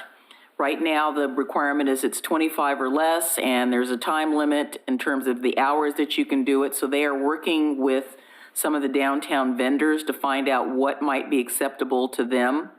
And again, as I stated, the last meeting that we had, we talked about the changing world of COVID requirements. So I want to support us making this extension, and I'm assuming that I can make a recommendation at the next board meeting that whatever plan they come up with obviously is going to be submitted to the Metro Enhancement staff, because they need to make sure that it's in alignment with what the original purpose of the grant was. But they have done a lot of work already. The consultant that they are working with is helping them determine what we might be able to do under the, as I said, the daily changing guidelines. Yes, I actually had a conversation with our event planner today, and so it looks like we're probably going to end up spending most of that money on another Best of Oregon City gala type event. And so we're going to try and highlight all of the businesses downtown with that project and across the city as well. So that is likely to be what we will spend the money on. Great. So next I have Mr. Gifford, and then I have Commissioner O'Donnell. And if the two of you can go back to back, and then we'll get responses to both questions or both comments. Just a point of clarification from Ms. Hannum. Did I understand you say you hired an event planner, or is this a contract position? And what's the status of that? Because I know you guys are doing good work, and I don't think you're going to have any trouble spending this before the allotted time. But I was curious of the status of that event planner. Yeah, so the original was to hire somebody full-time as an employee of the Downtown Association, and we did that for the first 6 months. And unfortunately, she found a different job. And so what we've done instead, because it's too much for one person. So what we've done instead is hire an event planner as a contractor and try to break it up a little bit more so that they're not overwhelmed all the time. And is the cost of that contractor coming out of this money, this grant money? Yes, it is. Okay, thank you. Mr. O'Donnell. So let me first reassure my most worthy fellow Commissioner McGriff that I understand the impact of COVID and when to apply it and when not to. So having set that aside, I also respect fellow Commissioner Rachel Lyles Smith, because quite honestly, the initial presentation lacked in the details since provided by our own Commissioner McGriff and also our representative from DOCA. So I feel with that additional detail, a commission is only as good as the information it has before. And now we have the additional information. I think we can make a good decision. So thank you to both Commissioner McGriff and others. Anybody have a motion? Can I make a motion to extend this grant? Second. Well, you had a tie for second. I'm going to go with Donald on that second. All in favor, please say aye. Aye. Aye. Aye. Those opposed, please say no. Anybody abstain? Great, unanimous support. We're continuing that grant or whatever the term is. Moving forward for an extension. Thank you. Thank you very much. Ecumenical Ministries. So I believe. So this is grant. And if I may ask, apparently the information we're getting on the original amount and amount expended is we need clarification on every one of those. The reports seem to have some erroneous information. Sure. I think it's a timing issue since we're not done with the fiscal year yet. Well, there's expenditures to date. That's what we care about. Yeah, the expenditures that we have noted are very accurate. I trust our department. Those are bills, those are monies that we have spent. So I think the only one that has had a discrepancy so far was that Clackamas Workforce Partnership, and her explanation makes sense to me, in which they are putting in the number which they're expecting to spend next year. So that difference, we have yet internally not received those requests for funds yet. So the matter at hand is Ecumenical Ministries. Have they spent any amount of Was 26,250 the original award? You know, I believe we have them on the phone because they have an application in this year as well. And we should also note that their extension request is only through August. So they're asking for 2 months and not the full fiscal year extension. Well, I think we could use a status on what was awarded, what was spent, and what remains to be spent in the 2 months they're requesting. Sure, let me go back to our funding summary here so I can be accurate. I guess we don't have anybody on the phone from their organization. Sorry, I am here. You are, great. Oh, is that Jenny? I'm here. This is Jenny Pratt. I'm the director of the Second Home Program. Okay, and I, just for reference, from our standpoint, just to clarify the question, the original award for the Second Home Program was $35,000, and to date, we have given them $8,750, so there's $26,250 remaining in this grant from 1920.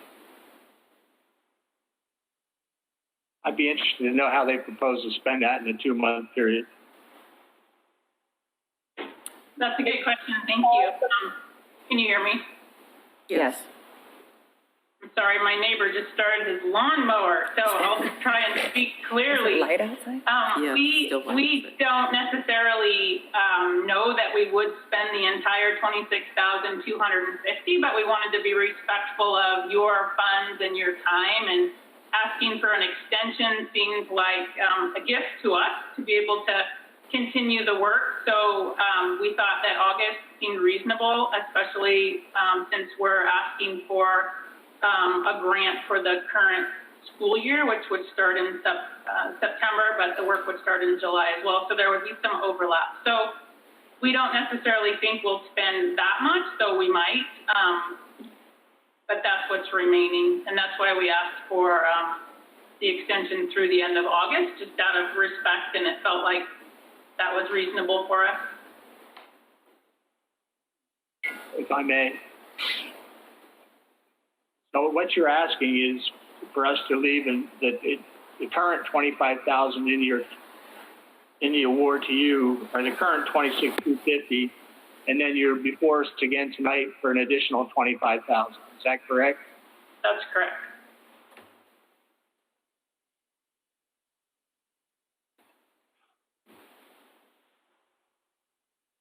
If you felt that it was appropriate to ask for a longer extension, we would definitely be up for that. We were just not sure what was appropriate to ask in the case of an extension. Commissioner Lyle Smith and then Mr. Gifford. Thank you, Chair. Can you tell us what the plans are between now and August, like what work you're going to do? Sure. So we actually have done quite a lot of the work. One of the challenges was in our internal billing system, did not bill for the work that we did. And that was a combination of our team. So Second Home is one program of 8 within Ecumenical Ministries of Oregon. So each team does time studies. We code our time according to the regions where we worked. We didn't have our code correct for some of that period, so we were not able to bill for the time that we actually put into Oregon City. So that's the reason for some of that lack of billing. And then also because we work with the school districts, when the school districts had to close, it slowed our work with our students. And so we're hoping that now we have a new way of working with our students, which is mainly virtual calls. But we're now working more closely with our students and our home providers, and we have a new process in place by which to bring new students into the program that fits with the state guidelines for the different phases as we reopen. And so we're confident now that if students are in need over the summer, we'll be able to put them in housing. And at the very least, we have a good system of communication for our current systems and our students and home providers to provide them the support that they perhaps missed out on in the spring. Specifically, we like to make sure our students, as we end the school year, have a transition plan for the summer and the following year, whether that's if they're progressing to the next grade level or they're going on to college. And we did not get to have detailed interaction with them to put those transition plans in place. So that's one of the things that we'll be doing over the summer. Great. Mr. Gifford and then Commissioner O'Donnell. Thank you very much, Madam Chair. The question that I had is, what assurance does this committee have that if you weren't able to spend the last grant money within the time allotted, that we would expect that to be spent? This is a two-part question. And secondly, and perhaps this is more in alignment with when we actually review the applications, is this going to be an ongoing project where you would expect this grant program to be funding this every year? Well, I'll answer those in reverse order. We do plan to continue working in Oregon City, and we have a partnership. As you know, Second Home is a partnership with Ecumenical Ministries of Oregon, local school districts, and then the local dispute resolution center. So we have a current partnership. We're working closely with Oregon City school districts, specifically the McKinney-Vento liaisons.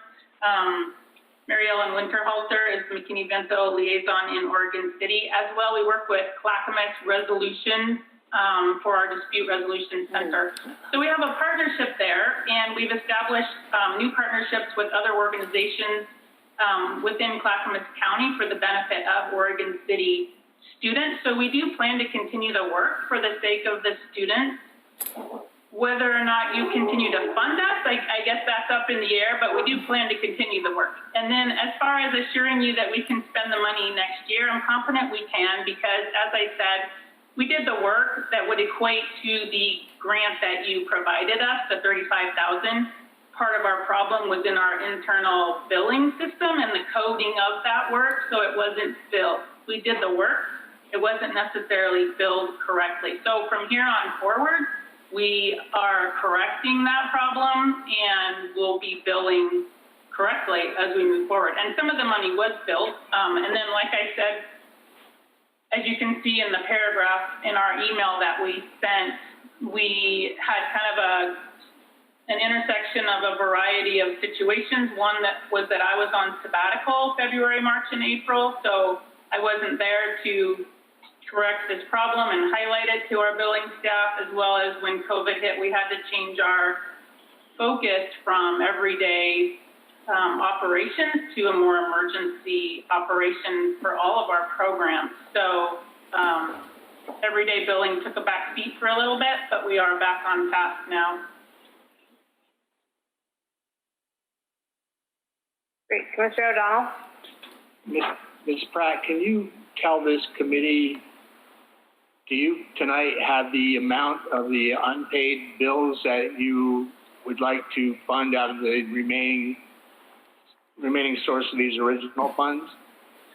We figured that 2019 was just our loss. Since we didn't bill that, it seemed that that would be our loss. So we're just looking forward now from January through August. If you are able to extend the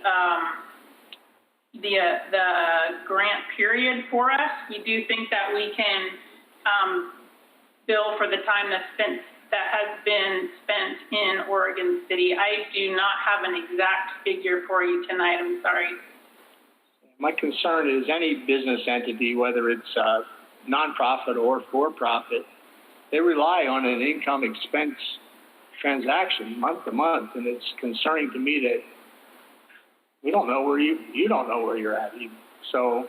Well, if I could just interrupt for a moment, we were told that nobody would be speaking to these extensions, and so I didn't come prepared to speak to the extensions. I thought that was just we thought that would just be approved or not approved, and then we would just speak to the grant process for 2021. So I apologize, I didn't come with those numbers ready. We also were told just to have one person present line tonight, so we don't have our billing representative here. I can get those numbers for you if you would like by tomorrow. I'll leave it to this commission. It's just unfortunate. I know that the notifications tell the applicants that you are free to speak before this commission. So I would have hoped we would have had a higher level of preparedness, but I'm not here to beat you up on that point. Thank you. Commissioner Lyle Smith.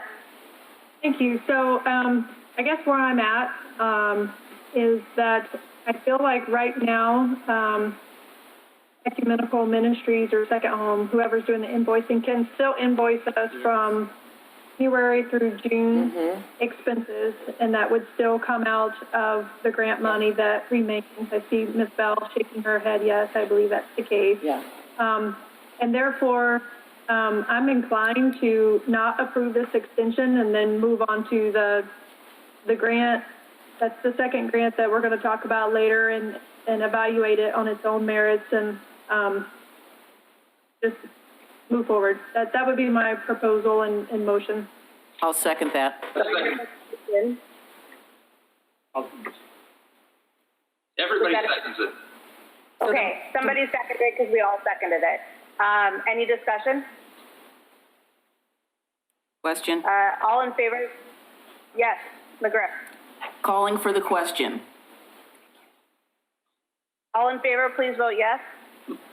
Are we voting yes? I'm sorry. Are we voting yes to deny the extension, or are we voting yes to extend the extension? I'm sorry. I just want to clarify. Commissioner Lyle Smith moved that we were going to deny this request of extension. I guess the clarification is that they go ahead and bill for the way Commissioner Lyle Smith stated it, that they go ahead and bill for that remaining dollars. That way you guys will be made whole. Do you understand that? I don't believe that was the motion. No, I'm just saying that was what she was recommending. That wasn't part of the motion, but I'm looking at the applicant saying, do you understand what Commissioner Lyle Smith said? Yes, we will do that. Thank you. Okay. And Lori, did you get that as well? Yes, thank you. Gonna come to this? Yes, you have until June 30th, and any expenses that you've incurred during that year are eligible for us to reimburse you for or pay by June 30th. And if I'm hearing you correctly, then we have a second to deny a request for extension for any funds that are not spent after June 30th. Right. What? What's the second part of that? The second part is, I believe we have a motion to deny the extension for request. Request for extension. I said that backwards. I think we just voted on that. Okay. All right, and it was unanimous. No. I think we need clarity here. We have different motions on the floor. One was to simply deny the extension, and then a conversation came up about allowing the applicant to pay all bills incurred prior to July 1 of this year and return the balance to to the fund. Is that? Wait, you don't have to make a vote on that. That is the policy and procedure that we were just, I think the committee was just clarifying. Yeah, letting the applicant know that they still have through June 30th to submit any invoices. As of June 1st, anything that remains, you've just voted July 1st. Yes. You've just voted to not extend. Okay, so a simple non-extension accomplishes that without any additional verbiage. Correct. Okay. I don't think we voted yet, though. Didn't vote yet. No, we need to vote. Again, if you're in favor, please say aye. Aye. Thank you. Opposed? Abstain, anybody? Okay, great. Let's move on to the next one. Okay, and this one, I'm not sure if we have this applicant for extension, Ann, or anybody from her organization on the phone or on the call to speak to this. If so, raise your hand.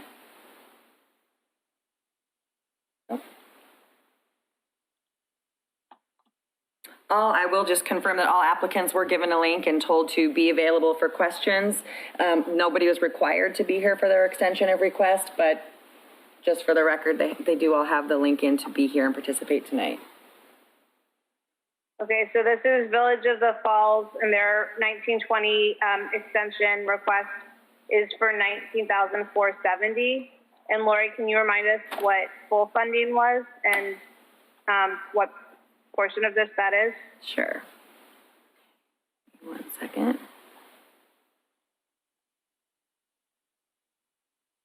I apologize, I'm not as quick with this as Ms. Riggs. So they claim in their letter that they're 25% spent down, and I just want to make sure our numbers align. Yep, Village at the Falls was awarded $25,960. To date, they have spent $6,490, so $19,470 remains in their grant. Okay.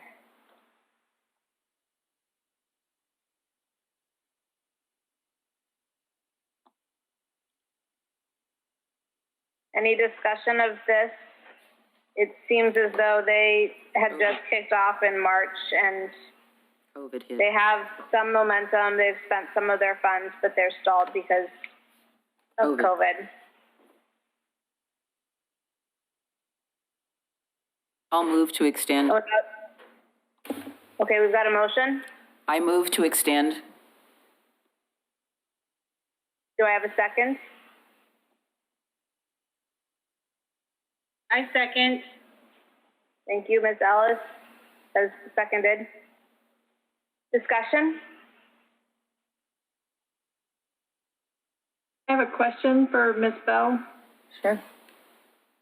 I'm trying to understand the end of their letter. Are they planning, for their extension, are they only asking for 25% of the remaining funds, or what do they mean when they say we expect to request an additional 25% of the grant within a few weeks? That's a really good question. I don't know. They actually can't receive 25% of the funds without submitting invoices.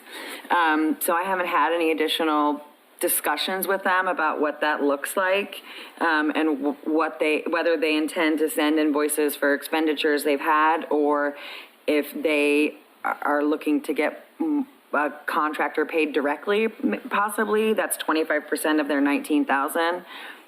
I'm not clear either. I'm sorry about that. Okay, so either way, regardless of the confusing line in their letter, the motion, I believe, is that we just extend. That was the motion. Any more discussion? Well, we could potentially do what we just did and pay invoices through the end of this period also. Which we don't have an exemption for. They're asking for us to do something different. Yes, I see it. Hearing no more discussion, those in favor of the motion, please say aye. Aye. Aye. Those opposed, please say nay. Nay. Nay. Nay. So I heard, Lori, can we please do a roll call? Yeah, thank you. You. Thank you. I appreciate that. So just to clarify this, the motion is to extend the award amount. Let me start a roll call. I know. Thank you. Christine Lewis. Aye. Denise McGriff. Aye. Rachel Lyle Smith. Aye. Frank O'Donnell. No. Rocky Smith. No. No. William Gifford. No. Corey Ellis. Aye. Lisa Novak. No. The noes. So that extension was denied. But as we mentioned before, they do have through the 30th, so whatever is submitted to us between now and then will be paid, and then the remaining funds will be returned to our Enhancement Grant Fund. Great, thank you. So we are done, if I am reading my packet with extension. Thank goodness, because we have a lot of work ahead of us. Everybody shake it off, and we're going to move on to agenda item number 6, which is the work of awarding new grants for this fiscal year. Okay, wait. If staff could help me, orient folks to how we're gonna do this, but I know. my understanding is we're gonna just go Interrupt through, application by application and give folks a couple of minutes to make their pitch. Yeah, I have to interrupt really quickly. I'm so sorry. That last vote was actually a tie. So I have 4 yeses and 4 nos. There are 8 of you. The motion fails. So the motion fails. No, the motion fails because it was a motion to extend, yes. You said no twice. So you have to, they have to make a motion to. I don't think they actually counted deny. both. So now I need a motion to deny the extension, please, if somebody would be so kind as to do that. Or not kind. Why? Is that not the same, is that not the flip side of the motion we just did? Just to make it clear. Yeah. Just to make I it don't think you need clear. another motion for that. Yes. The motion failed. Oh, the motion failed, so now that, okay, I'll make that motion. Oh, no, I can't because I'm chairing. Yes. According to I'll make the Parliament. motion to deny the extension. Just make it clear that even though the motion was a tie and it failed, Robert's Rules of Order, I think, would dictate that a motion be made to actually officially go ahead and just deny it so that it's not ending I up just as a made tie. that motion, Ms. McGriff. You did, I know. Just made the motion. Do I have a second? Will we not be in the same position where we have a tie vote and then the Yes. motion will fail? Yes. We don't know that. You don't know. Good change. We made a decision. I don't understand this. It was a tie, so I don't have an answer. No. The rules of order such that if the motion is made and there's a tie, the motion fails. Failed. The motion was to approve. I withdraw my motion. Thank you, sir. Can you do that? I'm looking at Okay, it. so we I'm not are, sure. we're not moving on. We are stuck. Does anybody think they might change their opinion, and want to make a motion to that end? No. Denise is looking up the rules here. I do not have a reference book for a situation such as this, so I appreciate your patience. Well, I'll just say that my understanding in city commission is that when a motion is made and a tie occurs, it's an affirmative motion, the motion fails on a tie. Or any motion.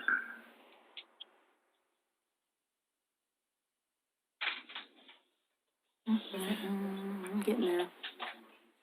Well, it does fail, but I think the question is, does that resolve the issue, or does it still leave the issue unaddressed?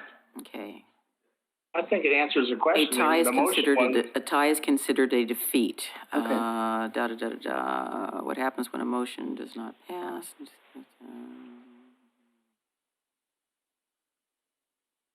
So the motion, failed Fails. to approve the extension, but that doesn't necessarily mean that the motion, that they don't get the extension.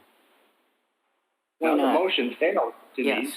I know, I'm reading it right here, looking at it. So if the But to move on, we Yep, need so- a successful vote, though. Yep. We need Okay. to have a vote of record to tell the applicant, here is what the majority of this committee said. So No. maybe if, I disagree, Christine. It plainly states that on any motion, if there's a tie on the motion, whatever motion is before the commission fails. We're not the commission. That's a good point. We are not the commission. We're a review committee for the enhancement grant, so I don't know if that changes the rules. Regardless, what rules of order do we operate under? Well, I've got a copy of Robert's Rules of Orders, and it says on a tie vote, a motion requiring a majority vote for adoption is lost. Yes, that's what I saw. Since a tie is not a majority. Right. Thank you, sir.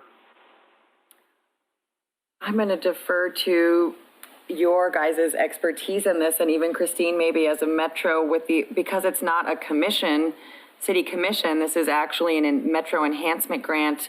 Is there any other guidance that you might have on how to handle a tie, or if we need to make another motion just to? I just think it's clean just to make a motion to deny. I don't know if somebody may change their vote, because it's obviously, Denise, I'll argue with you again.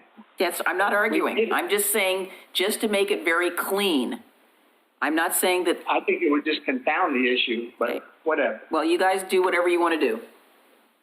I made my suggestion, and that's fine. I have to admit, go ahead. We're moving on. Deny this request. Is there a second? Who made the motion? Motion. Second, I'll second. Okay. I've got a second from Lisa Novak. So for a motion to deny the request is on the table. Any discussion? Who made the motion? I did. Who's I? Christine. Christine. Oh, I didn't know the chair could make a motion. Okay. Not supposed to, but I'm going to try and move us along because we've got 15 people who need to testify in front of us in the next hour. Thank you. I'll just register a point of order that the procedure is in error. I concur. Well, then I withdraw my motion. But I think we need to move on. If somebody else would like to help us move on. We will move on. I'm going to make a record then that we just table this, and I will take this to either my city manager tomorrow. I'll check with our recorder, Katie Riggs, and check with city council to see how to proceed with a tie vote on an extension. Unless anyone has anything else they want me to do. I'm going to continue to look it up while we're I talking. disagree with that portrayal. What would you say? Motion was voted on and it failed by virtue of a tie. So, yeah, but if a motion fails, that motion fails, and you have to wait until you have a motion, or something has to pass in order to move past this agenda item. The motion that was on the table failed, but I'm at this point, I'll change my vote. Let's change I'll change the motion and change my vote, and we'll move on. Okay. So I'll make a motion to deny the extension of this grant. Call the roll. Is there a Do second? I have a second? I'll second.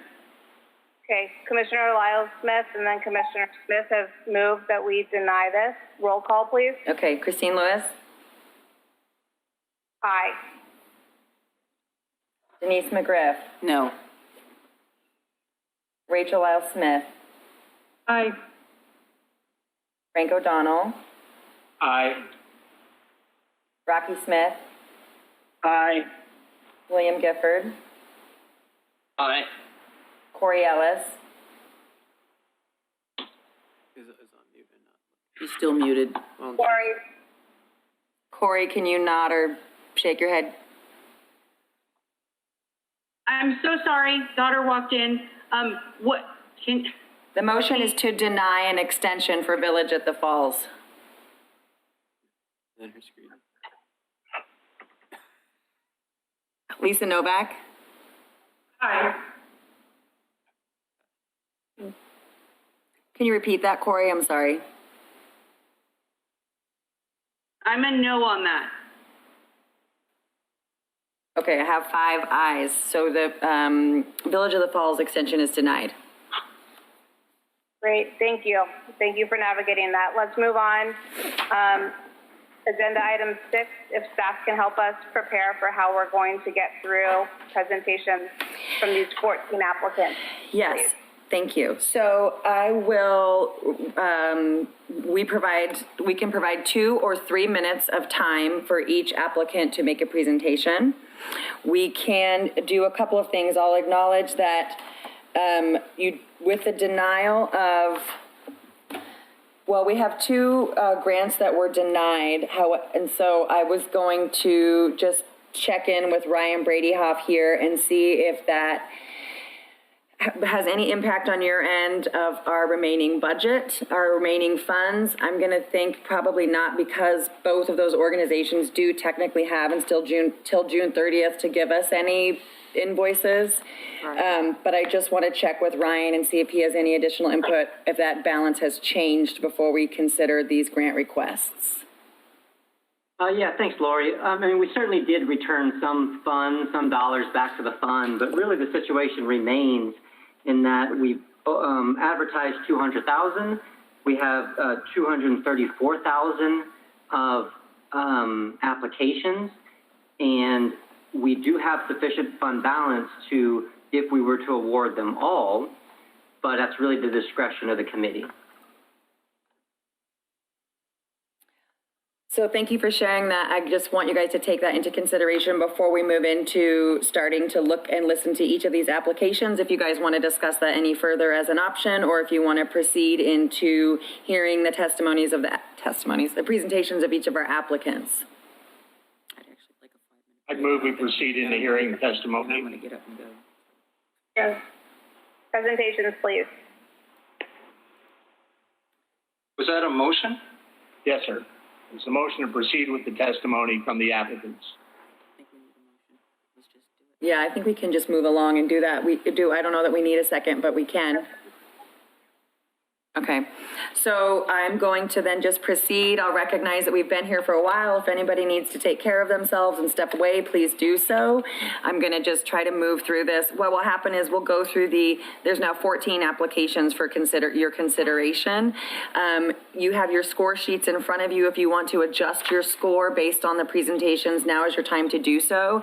After each of them have gone, we'll take a break, a recess for no more than 10 minutes. Our whiz Ryan will help us adjust any scores, and then we will pull that tally up and make the announcements of the winners after that.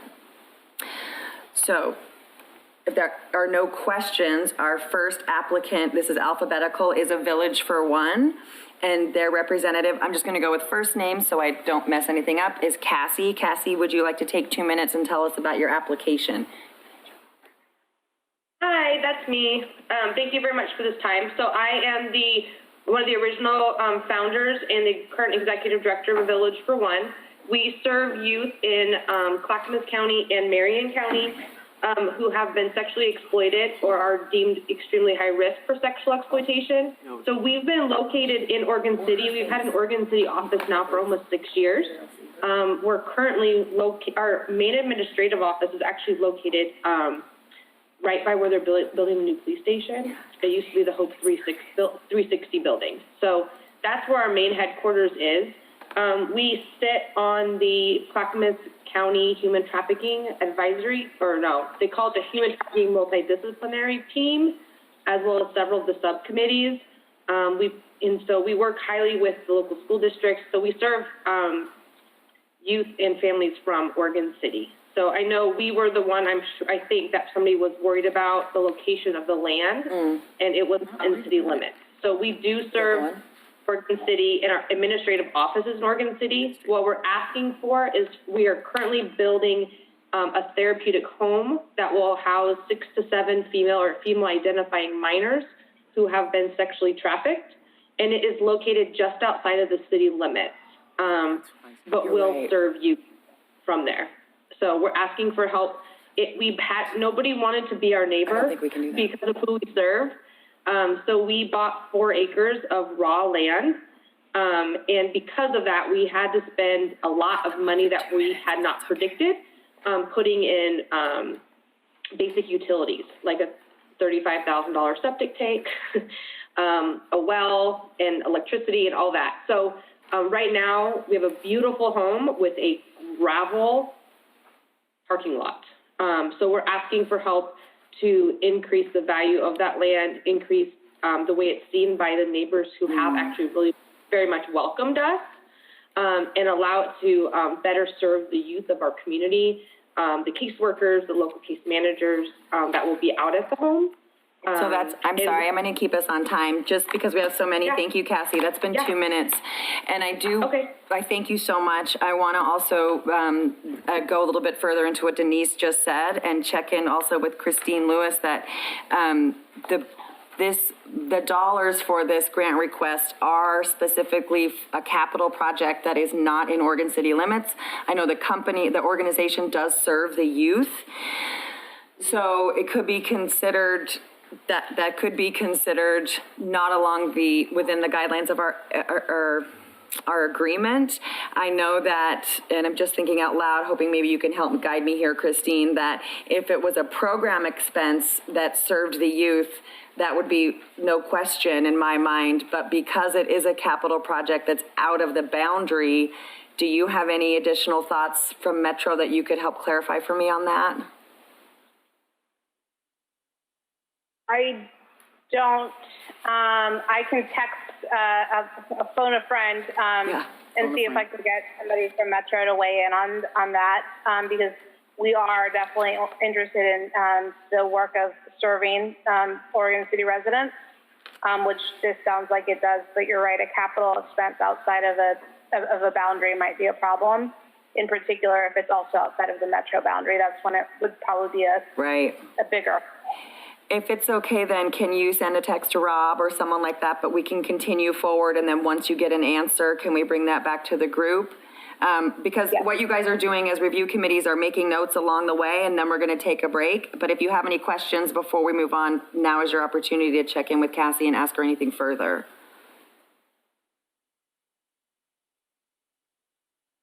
Yeah, I have a question. Okay. Cassie, I read your material, and I, again, apologize. I was the one that brought it up because I used to work on these projects when I worked for the city.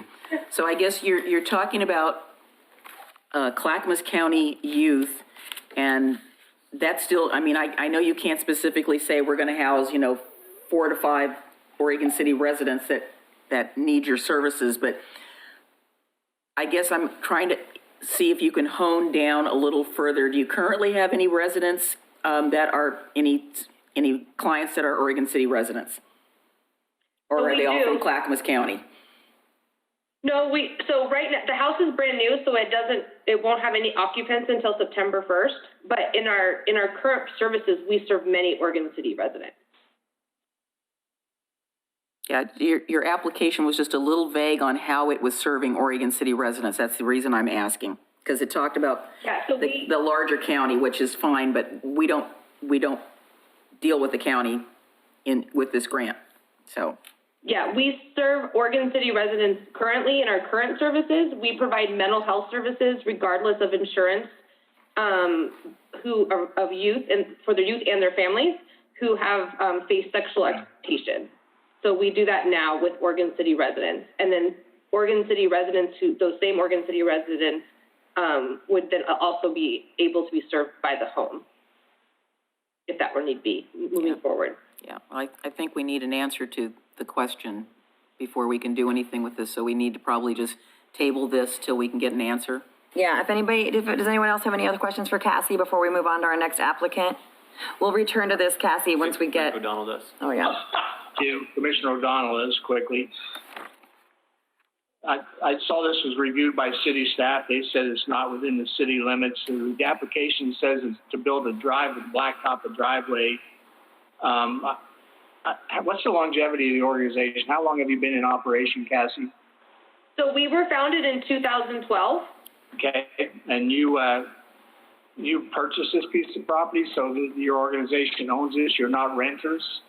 No, sir. We own 2 2-acre plots, and we have actually built a home valued at about $800,000 with no debt. Yeah, I think where we struggle is we'd be more favorable if the grant were to go toward program services versus a capital expenditure outside of city limits. So thank you for your answers. Thank you, sir.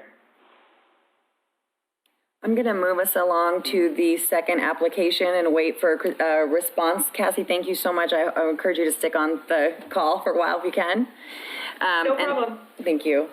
And our next applicant is from Clackamas Community College. I believe Kyle's going to speak to this one. Kyle, I'm going to go ahead and give you 2 minutes on the floor. Hi, thank you. Yes, my name is Kyle Thomas. I'm the Career Center Coordinator at Clackamas Community College. Our project is called the Internship Enhancement.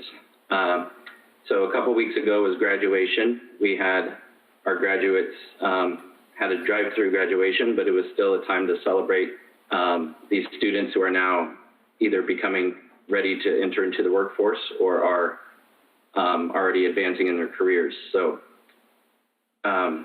we are applying for this grant in response to a need we've been hearing from our local business community of how to get connected to our skilled students in future workforce. And a great way to make this connection is through internships. Through an internship, CCC students have the opportunity to earn college credit while gaining valuable on-the-job training.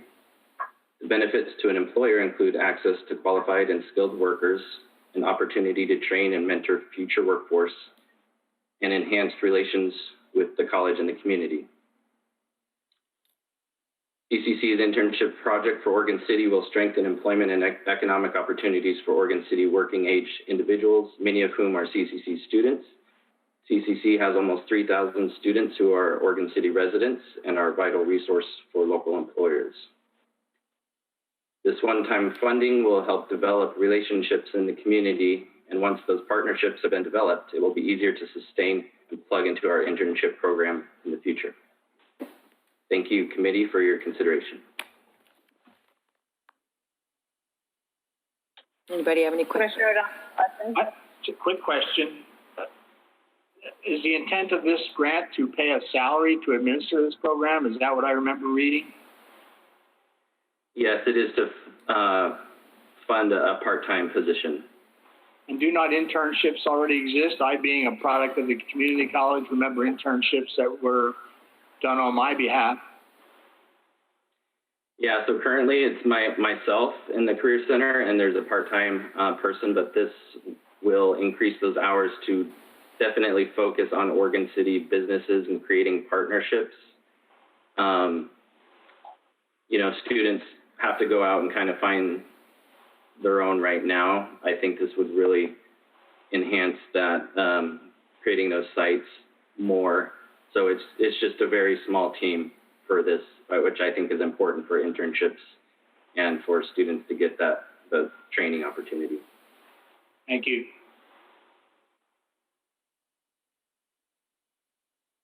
Any other questions? If not, I'm just going to keep moving us forward through our applicants, because remember, again, make adjustments to your scores at this time, and we take a recess at the end. You can readjust, and then we'll show the rankings.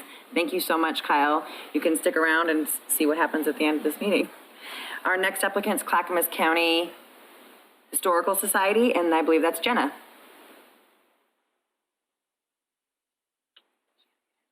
Hi, yes, I'm Jenna Bargansky. I am the Executive Director for Clackamas County Historical Society. We maintain 2 museums in Oregon City. We have the Museum of the Orkney Territory and the Stevens Crawford Heritage House. CCHS is working to make the Stevens Crawford House a key destination and event space in Oregon City. And we understand the importance of serving the public with an inviting space that appeals to the ideals and goals of the community. So as such, for this year's grant cycle, we chose to focus on improving the physical safety and immediate appearance of the Stevens Crawford House. This home was built in 1908, and the exterior stairs and front porch are starting to show some signs of water damage and rot. Some of the deck boards have fallen apart completely, and the corners of the porch are holding standing water when it rains. As well, the front steps are also holding water in the center, which causes a slipping hazard, and this is an issue that worsens each year. We're concerned with how this problem might initiate further water or structural damage if the porch is left as is. And though we anticipate the porch might eventually require a full restoration, we understand that there are some interim repairs that can prolong the life of the existing structure. So we're requesting $3,250 for materials and labor.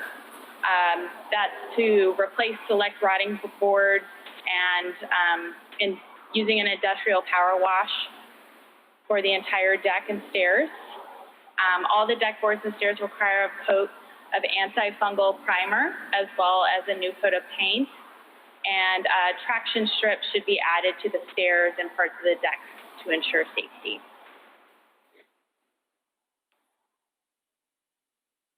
That's all my questions. Trying to get my hand up here. Mr. Gifford. Damn virtual background. My hand is invisible when I put it up. Oh. Put it in front of your face. Yeah. Good idea. Jenna, very telling pictures, photographs that you supplied to that application. Thank you for those. You mentioned that this is sort of like an interim project because you expect down the line that more structural repairs will be needed. And I'm curious about 2 things. One is, how long do you think these interim repairs will last? And secondly, have you gotten any quotes on how much the how much the major repair would, I'm more inclined to do it once instead of stopgap measures. But what do you got on that? We consulted, so we have a retired contractor on our board of directors. He didn't put together an official quote, but estimated that the entire restoration will probably be somewhere around $35,000. And he thought that we probably have another 7 to 10 years if we do these interim repairs. That's a substantial. Okay. Thank you. Yes, I had the same concerns as you did, Mr. Gifford, about that. And my other concern was whenever anybody says industrial power wash on any historic structure, I shudder, because you do not want to add more water with an industrial power wash where there's already water problems. So I would strongly not recommend that. And and DJ's raising his thumb. Thank you, DJ. I would also ask, have you talked to the city historic preservation planner about the repairs? No, I have not. I would strongly suggest that. I support the project, but I always tell my friends, please talk to the city about any changes you're going to make, because you want to make sure the repairs are in keeping with the historic integrity of the building. I do have a question about that. Is that for buildings on the historic register only? It is for that building, which is? The Stevens Crawford House isn't. Well, I would still check in with her anyway. Okay. You're getting city grant funds for a historic building. Or going to get city grant funds. Excuse me, I didn't mean to jump the gun there. I'll add to just on that. Earlier, I know I was last minute, but I got the information very late in the day, but I did send out to the review committee input from the department heads, excuse me, one of which is planning. Excuse me. So if you want to take a look at the break and see any comments that they had that might influence your score, you had those emailed to you at about 4-ish this afternoon. Sorry. Any other questions for Jenna? Okay. Next up is the City of Oregon City Mountain View Territory. I think that's Ginny. Can I let people know about Lori? Yes. It's Christine. Thank you. Can I let people know the answer that I've received? Please. For the question that I asked, the brief answer is if it's outside the city boundary but still in the metro boundary and has a clear show that it will service people in the boundary, then it's qualified. So our next question is if the land is within metro, and I don't know the answer to that either. I don't either. Can I put that on our applicant to provide us the answer before we recess for final scores? Cassie? I'm happy to look it up. So you want me to look up which answer for you, whether or not our property is within the metro boundary? Oh, yes, please. Sure it is. No problem. I'll work on that right now while you guys continue to move forward. Thank you. Thank you. And then we'll hand it over to Ginny. Ginny, you want to tell us a little bit about your OC Mountain View Cemetery project? Absolutely. Thank you. So for the last 139 years, dating back to 1881, ceremonies for Decoration Day have been held in Oregon City, organized by the Meade Post 2 Grand Army of the Republic. This began the annual recognition of Civil War veterans buried at Mountain View Cemetery. 130 years ago, the city began participating in the services being held at Mountain View Cemetery. The Oregon City Commission minutes dated December 5th of 1951 is the earliest history that has been found on the Veterans Memorial area. The commander of the VFW Post 1324 discussed with the commission the need for a place to hold Memorial Day services and to erect a permanent memorial for veterans of all wars at Mountain View Cemetery. The VFW would be permitted to erect this memorial, and the motion was passed. This space differs from others in the other memorials in the area in that it recognizes all veterans. There are 16 plaques for service members dating from World War I and II, 5 sailors and soldiers, and 4 other service members killed in action. The success of our annual Memorial Day event is due to the community, including the Boy Scouts, the middle school, the JROTC, first responders, including Clackamas Fire and Oregon City Police, veterans within the community, and local organizations. They all participate during this service every year. The event concludes with a procession to the gravesite of a firefighter who died in the line of duty in 1956. And this memorial serves as a common link for multiple generations, dating back as far as the Civil War and links to the current Boy Scouts at this time.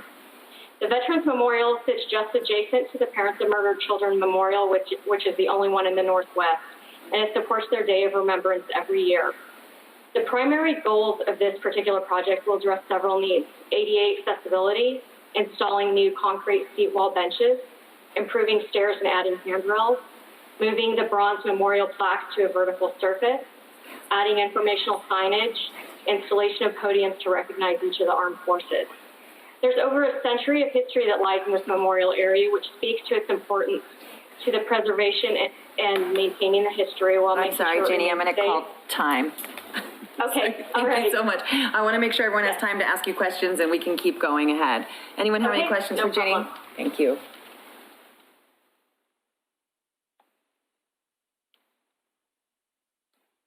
No questions? Any questions?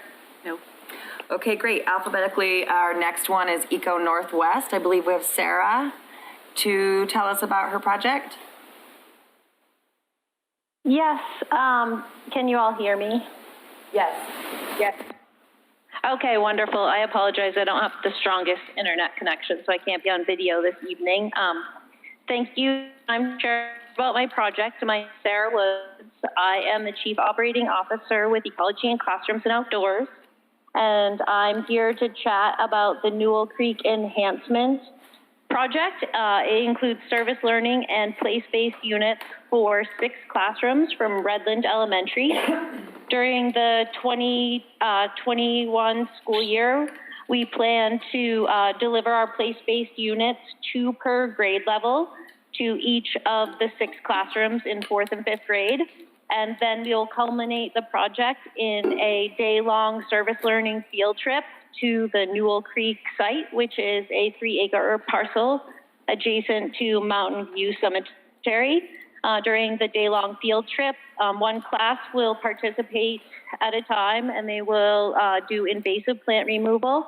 They will do some biomonitoring, and then they will plant native species to enhance and restore the property and the water quality of the Newell Creek watershed. And if anyone has any questions, I would be happy to answer them. Mr. Gifford? Thank you very much. I support this project. I just want to be clear that this is not Echo Northwest. That's a totally different organization. Oh, yeah, I abbreviated. I'm so sorry. Thank you. It's a different organization. No, ECO is different than Echo Northwest. Yep. There's no Northwest in this at all. It's just ECO. Thank you. Okay. Got it. Thank you for the clarification. One thing I would like to note is that because of the uncertainty with COVID, we have created all of our curriculum digitally, and it would be available online and remotely if students are learning at home. So we have taken that into consideration for this project. Great, thank you. Right. Yep. Thank you very much. Have a nice evening. Thank you. Commissioner Smith has a question for you. Oh, okay. So I understand the comment you just made about the curriculum piece. So is the field trip piece then flexible into being done in the spring or later in the year? Yeah, absolutely. We're kind of anticipating as an organization that we won't be working directly with students until 2021. So the field trip is flexible. I think we're planning for it sometime after March. Okay. So that will give us enough time to sort out what's next. Okay, thank you. No more questions on this one. Let's move on. Thank you. All right, I'll hand it over to Ecumenical Ministries. Thank you. So thank you for having us tonight. Thank you for your support of the Second Home program and for your partnership. And as you know, our mission is to provide long-term stable housing for unaccompanied students so that they can focus on their studies, they can graduate from high school, and they can launch into their dreams and goals for the future. And unaccompanied means that these students are not in the consistent presence of a parent or guardian, so they really are on their own and trying to stay in school, which is difficult without stable housing. So the Second Home program is truly a community effort to walk these students through high school and not only to provide a roof over their head, but to provide community and relationships that are long-lasting. It's a partnership, as we talked before, with local school districts, local dispute resolution centers, and Ecumenical Ministries of Oregon. So we work with the Oregon City School District as well as the Clackamas Resolution Services Center. And then it's much broader beyond that. We work with the faith community, the business community, and really any individuals who would like to see these kids be successful and have a chance to pursue their talents throughout the rest of their life. We are expecting that with the next school year, we'll see an uptick in numbers because we know that with the last recession, we saw quite an increase in domestic violence, which resulted in many students being out on their own and unaccompanied. So we want to be prepared for them this year. We want to have host homes ready. We're doing recruiting right now so that we can have those host homes available. And we not only want those students to be safe, but we want them to have a stable setting from which to do their schoolwork. So we know that some of the schoolwork may be online. Districts are now coming forward with their plans, either to do all online or a hybrid of online and in person at school. So we want to be ready with stable housing. And so that's our time. Thank you. That's as much time as we have. Does anybody have any questions? Mr. Gifford? Do I understand from the application that the impact of this is 3 to 5 students? I mean, direct impact. Right. So we hope to provide housing for 3 to 5 students. We also meet with other students that we're not necessarily housing to ensure that they do find adequate housing. We know that there are a little over 100 unaccompanied students in Oregon City. We also know from history that about 1 in 3 to 4 students choose host homing or will be successful in host homing. So we're open to serving additional students. We also take our referrals from the school district. So we are ready to host as many referrals as come to us through the school district.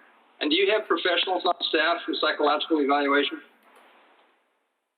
We partner with professionals. So we partner with the school district. And as you know, the school district is amazing. They will pretty much provide for all of the needs of a student except for housing. So through the school district, we link with professional therapists for our students who choose to do that. We, of course, can't force them to do that, but we do recommend that as just a positive experience for our students, really for anybody. And so we have them access those resources through the school district. But that's why we partner together, and so that we can provide a full palette of services for each student depending on their needs. Thank you. Okay. Any other questions on this one? Let's move on.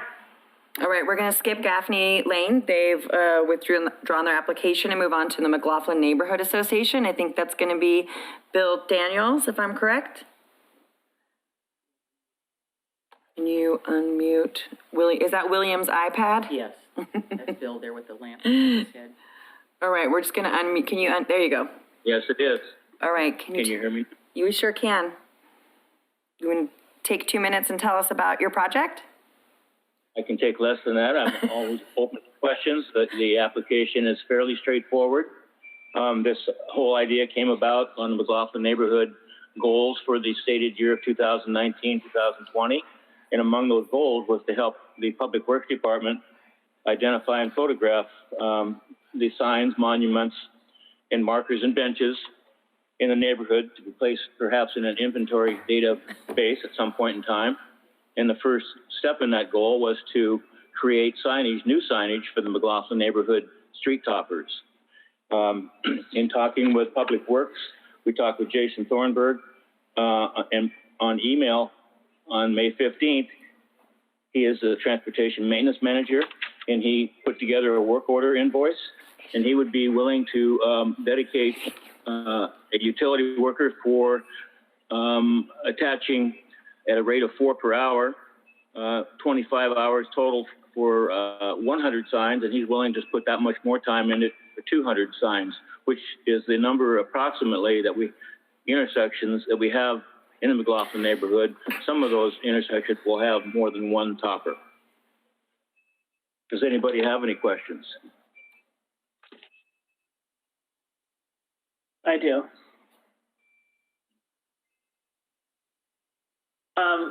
So my question is, the design is going to be a new design?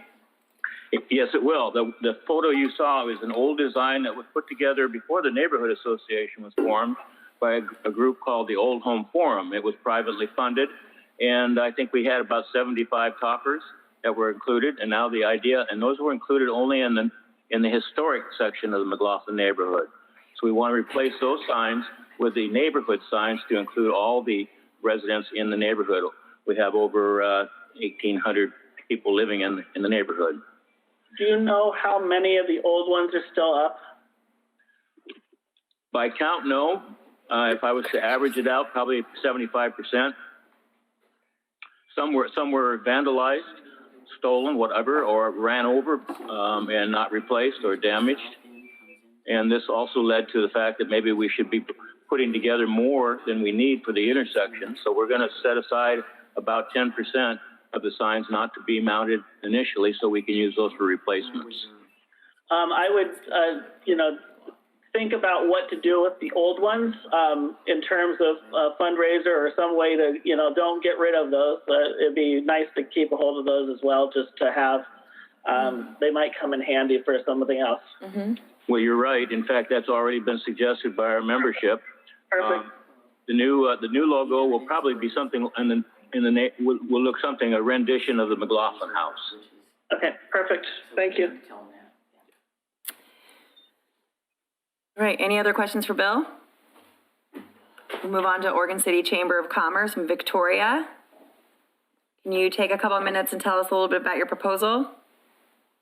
Absolutely, thank you. So the goal of this project is to provide small businesses a stable foundation. As you know, a significant portion of the city's economy is comprised of small businesses.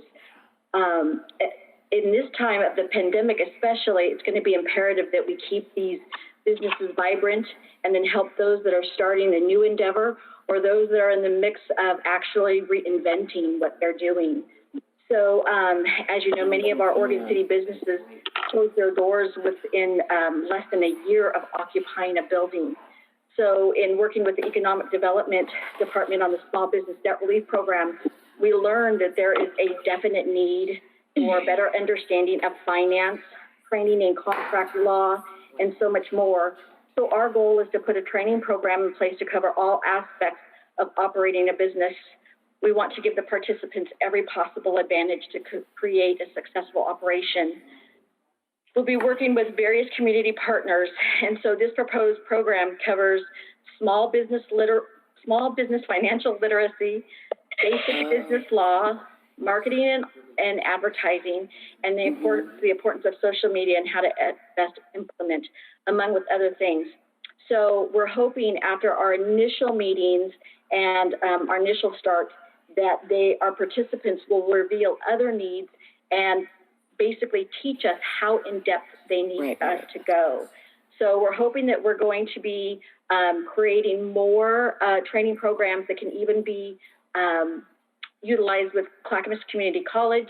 We will be using the Small Business Development Center and many other corporate business centers as well. These requests will be, of course, incorporated into future programming, and so we want to make sure that we're meeting the needs of our city's businesses. This program also fits into the tourism plan for the Concierge Institute to provide training for the for-profit businesses and businesses that are key to keeping tourists in our area longer. That's our time, Victoria. I'm sorry. I have to keep everybody thinking. I'm going to make sure everyone has time to ask you questions as well. Commissioner Smith with the first question, please. Oh, I'm sorry. I still have that up. Oh, no, I'm sorry. I didn't notice that that was still up. Anybody have a question?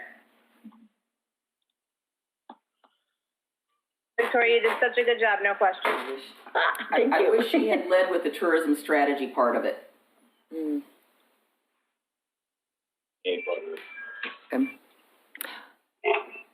All right. No other questions? The next one's Oregon City Farmers Market, and I think we have Jackie on the phone. Jackie. Correct. Good evening.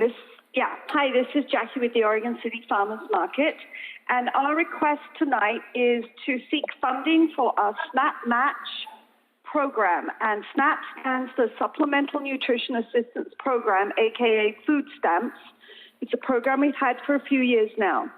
We are requesting additional funding to increase the assistance for low-income customers in our community from $10 to $20 per person per market day. Food insecure customers purchase market tokens with their SNAP or food stamp cards to spend on food, and the market currently matches up to $10 per day. The farmers market is requesting funding to increase this match amount from 10 to 20 for 12 months. Also, the reason we chose this program is, as we adapt to the community's needs during this pandemic, we are bracing for an increase in low-income SNAP shoppers over the next 12 months and beyond. This Metro funding will help us keep nutritious food flowing to meet the evolving needs of our underserved population facing food insecurity at this time. By increasing the SNAP match, our low-income shoppers can access from $10 to $20 per market day, will provide vital healthy food assistance to many families and seniors in the community. The funding, however, is a double-edged sword, or I shouldn't use the acronym SWORD, but it's a double benefit to the community. It will not only help our underserved community members, but also have the added effect of supporting local farmers at a time when a lot have lost their restaurant accounts. It will help to create a more resilient local food system with shorter supply lines. Currently, 5 local farms participating in the OC market have Oregon City addresses, and 6 other food businesses operate in Oregon City also, and over 80% of all OCFN vendors are Clackamas County residents. The multiplier effect will help keep funding local, help to boost the Oregon City economy. As local farms and Oregon City food businesses... Jackie, that's our time. I'm so sorry. Okay. I've got to be No fair. worries. Thank you. It was great. Does anybody have any questions for Jackie?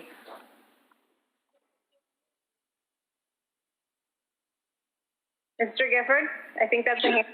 Yeah, mostly. Jackie, have we ever gotten a statistic as to how many shoppers at the farmers market are Oregon City residents?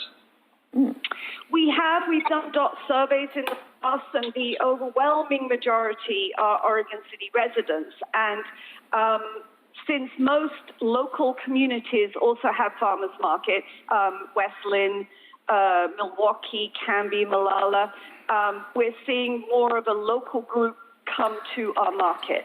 Years ago, when we were sort of one standing out alone in the southeast corner, yes, we saw quite a lot of urban incoming customers from other municipalities, but now because those municipalities have their own markets, we are predominantly Oregon City centric. Thank you very much.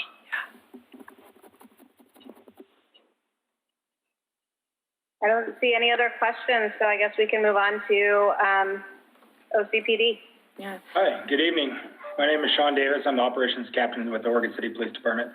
The Oregon City Police Department is applying for and requesting $25,000 in grant funds to go towards a homeless camp cleanup program. In the past, code enforcement, a division of the police department, has regularly cleaned up these encampments for years, but the number of camps and the times these can be cleaned are highly dependent and available on cleaning crews. The requested funds will be used to assist in the expenses incurred by the contracted services for homelessness and homeless camp cleanups. The goal of our program is to provide services to the homeless community living in Oregon City.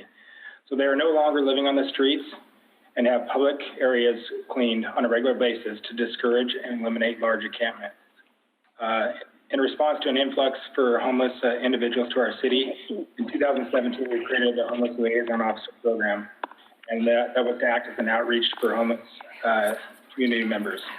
The HLO has been highly successful. He builds networks, community relationships, and provides housing and support for the homeless individuals that are willing to accept assistance.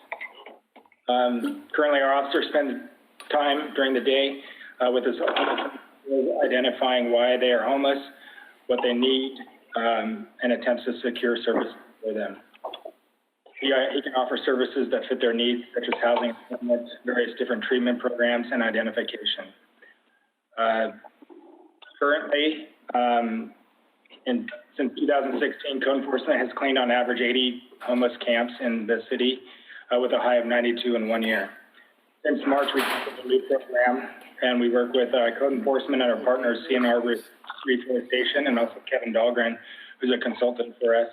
We've cleaned 33 camps and dumped over 5,100 pounds of waste at the metro station. Prior to COVID, we were on track to clean more camps than we ever have. We are applying for I this really grant. super hate to do this, especially hate to do this, Captain Davis, but I have to do this. Go ahead. I'm good. We can talk fast, but I try to slow down. Okay. Questions or comments? Mr. Gifford? So the trash that you pick up, is that hauled away, is that considered residential trash or is that commercial trash? Good question. I don't know. It's just trash. I think it goes into the commercial system. I'm just wondering about the tipping fees. Right,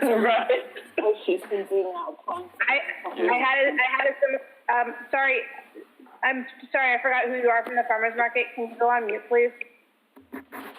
It's Jackie Hammond Williams. Yeah, I can do that. Can you hear me? We can hear you, thank you. I have a question. The RID Patrol run by Metro does some of the same hauling services. Yes. Do you often find yourself calling RID, and do you have a partnership with them that you can? Yeah, absolutely. We have a fantastic partnership with RID. However, they're spread across all of Metro. And so what we found is that oftentimes we have to make out appointments for like a month out to get them to come clean. Not only are they cleaning the Metro property in Oregon City, but they also help us clean some of our public areas. And so that's where we found our problem is that sometimes these camps can stick around for long periods of time because we can't get timely or quick cleanups. And so what we do now is if someone's, we'll offer them service anytime we contact someone, and then we give them 24 hours to move along. And then whatever's left, it's clean it up right away. So you're getting Metro to come clean? No, currently we're using CNR Reforestation. Okay, William. We have used Metro, and we will continue to use Metro RID. Thank you. I hope you continue to use us, but I understand you need to supplement. Commissioner Lyle Smith, question?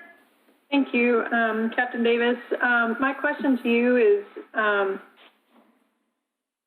why is OCPD asking for grant monies versus asking the city for funds for this work? And what will happen if you don't get these grant funds? Yeah, so we started a partnership earlier this year just to test it out to see if Kevin could provide services with our HLO to get these homeless individuals some services. We also partner with CNR Reforestation, who did cleanups with Metro. They also have a liaison that they works with the homeless individuals. So the cost cleanups are very costly.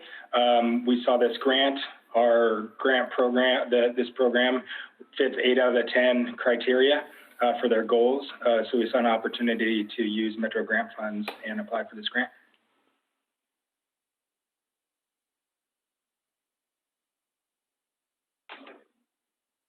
I don't see any more questions. Thank you, Captain.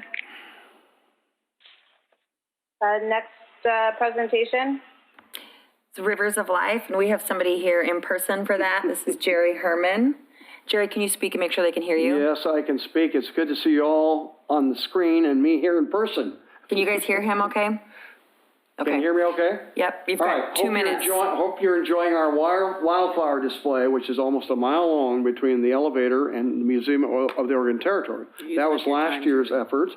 And then we also worked busily to clean up areas around Clackamas Cove, which you just heard about the police department are concerned about. So are we. This request this year is Youth Works Corps for museums, attractions, and public facilities. We propose to visit 9 sites, a total of 6 times each, and spend that effort to clean up the grounds, maintain the plantings of museums such as Museum of the Oregon Territory, End of the Oregon Trail, facilities such as the Downtown Main Street program that they've not had time to really expend effort on pruning of trees in areas along Railroad Avenue that are getting overgrown, not because of the virus, just because of the way things grow. Also to spend time at Clackamas Park and other park facilities with John Waverly, helping him get the parks in a better shape. Oregon City Rotary is going to work with us this fall to restore huge areas of grounds at Clackamas Park as one example. Then we have some gateways for Holcomb Park Place and others that we've built in the past that we feel need to be attended to again. 30 youth will be employed, total of 1,000 hours in this grant. There's about $14,000 having to do with wages because you have to pay wages. There's about 200 hours of volunteer time. I have quite a volunteer corps of people that work with me. And the college is going to grant community college credit and also a continuing education credit, or the school district service learning credit. So we'll be able to ultimately involve the young people, the at-risk youth and others with a good program for the community, benefiting these 9 sites, a total of 54 visits, as I mentioned, 6 visits each, and ultimately they'll get credit and also some wages for doing their work. That's what this project is. Thank you.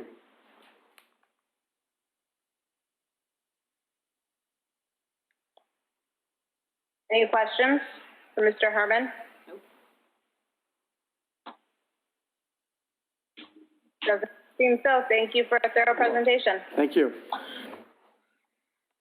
It looks like Three Rivers is our next.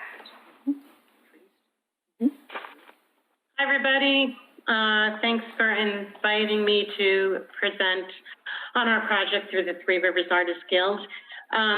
The Storefront Art Gallery and Events Project, we like to call it SAGE for short, is a way to bring much needed focus and exposure to Oregon City, as well as a number of our small local businesses. The idea is to take the ugly brown paper coverings that you see on storefronts that are vacant retail and commercial spaces and turn them into works of art. These will be created on approximately 6-foot by 3-foot center boards. A center board is a light foam board that can be easily transportable, and they're also very easy to paint on. The benefit of using panels is that they can be reused. Once a storefront is leased, we can remove the artwork and then move them onto a different vacant space. We will choose the artwork by first posting a call for artists on various websites, including the Three Rivers Artists Guild, then reviewing them not only through the Art Guild, but by property managers and property owners as well. We would also be open to anyone in the city or anyone here that would like to participate in it. It's kind of a fun thing when you jury. The second part of the project is to hold a total of 4 pop-up art events over the next year inside one of the vacant commercial spaces. A local winery, brewery, or distillery would be invited to partner with the artists to hold a community interactive event. The SAGE project would, of course, benefit Oregon City, and that it could transform our streets into mini art exhibits, bringing tourists and visitors. Additionally, however, it can also benefit a number of local businesses, including property managers, property owners, artists, party event planners, local wineries, breweries, and distilleries. Although I requested support letters from 2 of our strongest support partners, the Chamber of Commerce and Downtown Oregon City Association, and these were included in my grant application, I conferred with a number of organizations when I prepared the grant who all gave a strong voice of support. These include Matthew Weintraub, tourism specialist from Oregon That's our City, time. Sean Carter. Okay. Sorry, now that you mentioned Matthew, I'm just going to cut you off. Just kidding. Sorry. That's enough. Does anybody have any questions? Sorry. Or not. I do have a question. I love this idea. I think that the pop-up events are also a great idea to get people in the empty storefronts. I guess my only question is if the purpose is to eliminate the paper on the windows and the panels don't fit the windows, you're still going to have windows with paper on them or some sort of covering. So I don't know how that will be addressed in a way that is pleasing, because if you have a big storefront like the Oddfellows Lodge and you only have one or two panels to put in the window, what happens with the rest of the windows if they are in transparent? Right. I actually measured. I actually walked up and down Main Street and measured the windows. And so some of them may only, because most of the windows they're about 6 foot by 3 foot space. But the center boards themselves come in 8 foot by 4 foot. So if we had to either make them larger for that particular storefront or to make them smaller, it's simple as a cut. They're just simple foam boards that my husband always helps me out with. Great. Mr. Gifford's question. On the surface, this sounds like a good project. At issue to me is that it seems almost at odds with the goal of having full occupancy downtown. So if we didn't have any vacancies, then we wouldn't need any of those signs. So that's the contradiction that I have, it sounds like it's a nice kick. I don't know how many vacancies we have now, and I think it's abnormal these times that we're dealing with due to COVID, that we have more vacancies perhaps than usual. Do we have a number as to how many vacancies we have now? Right.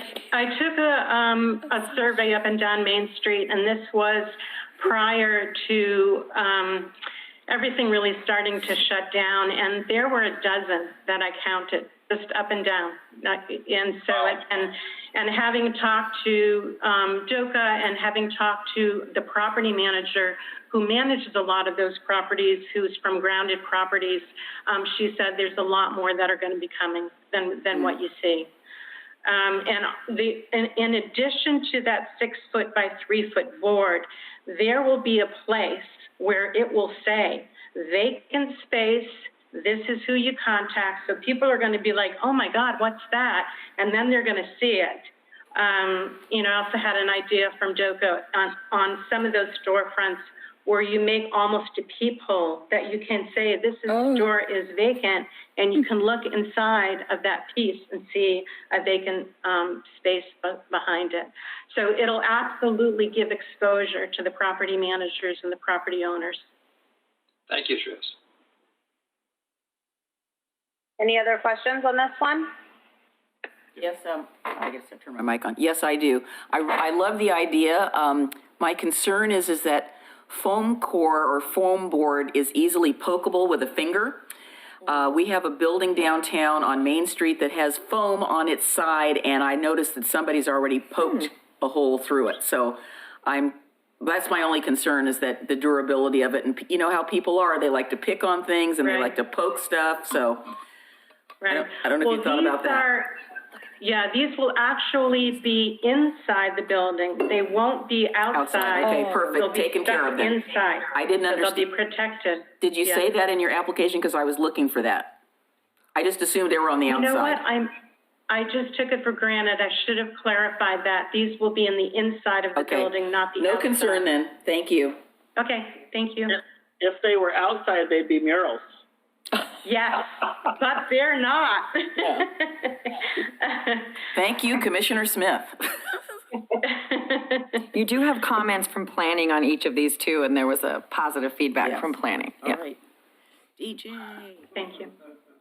Shall we move on? I believe VFW is next. Come on, DJ. Unmute him. I think he can do it. Can you unmute yourself on your end, DJ? There you go. Looks like I did. Okay, you've got 2 minutes, sir. I'm going to probably be less than that. Timeliness is the issue, and it's the reason that I've come to you.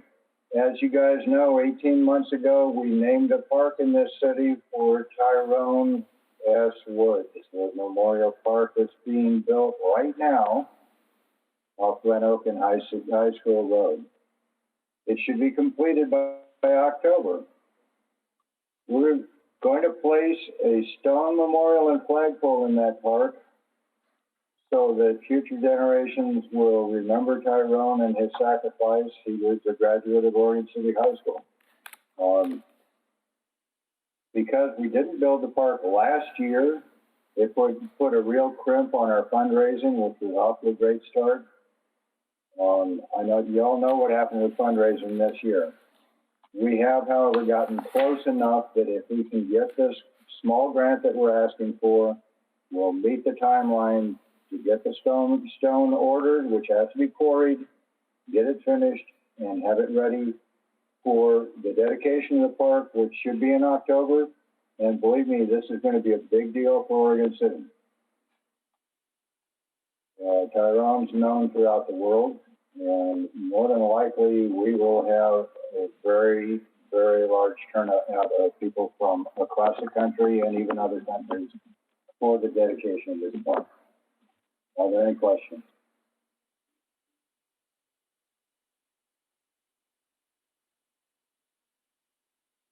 Questions?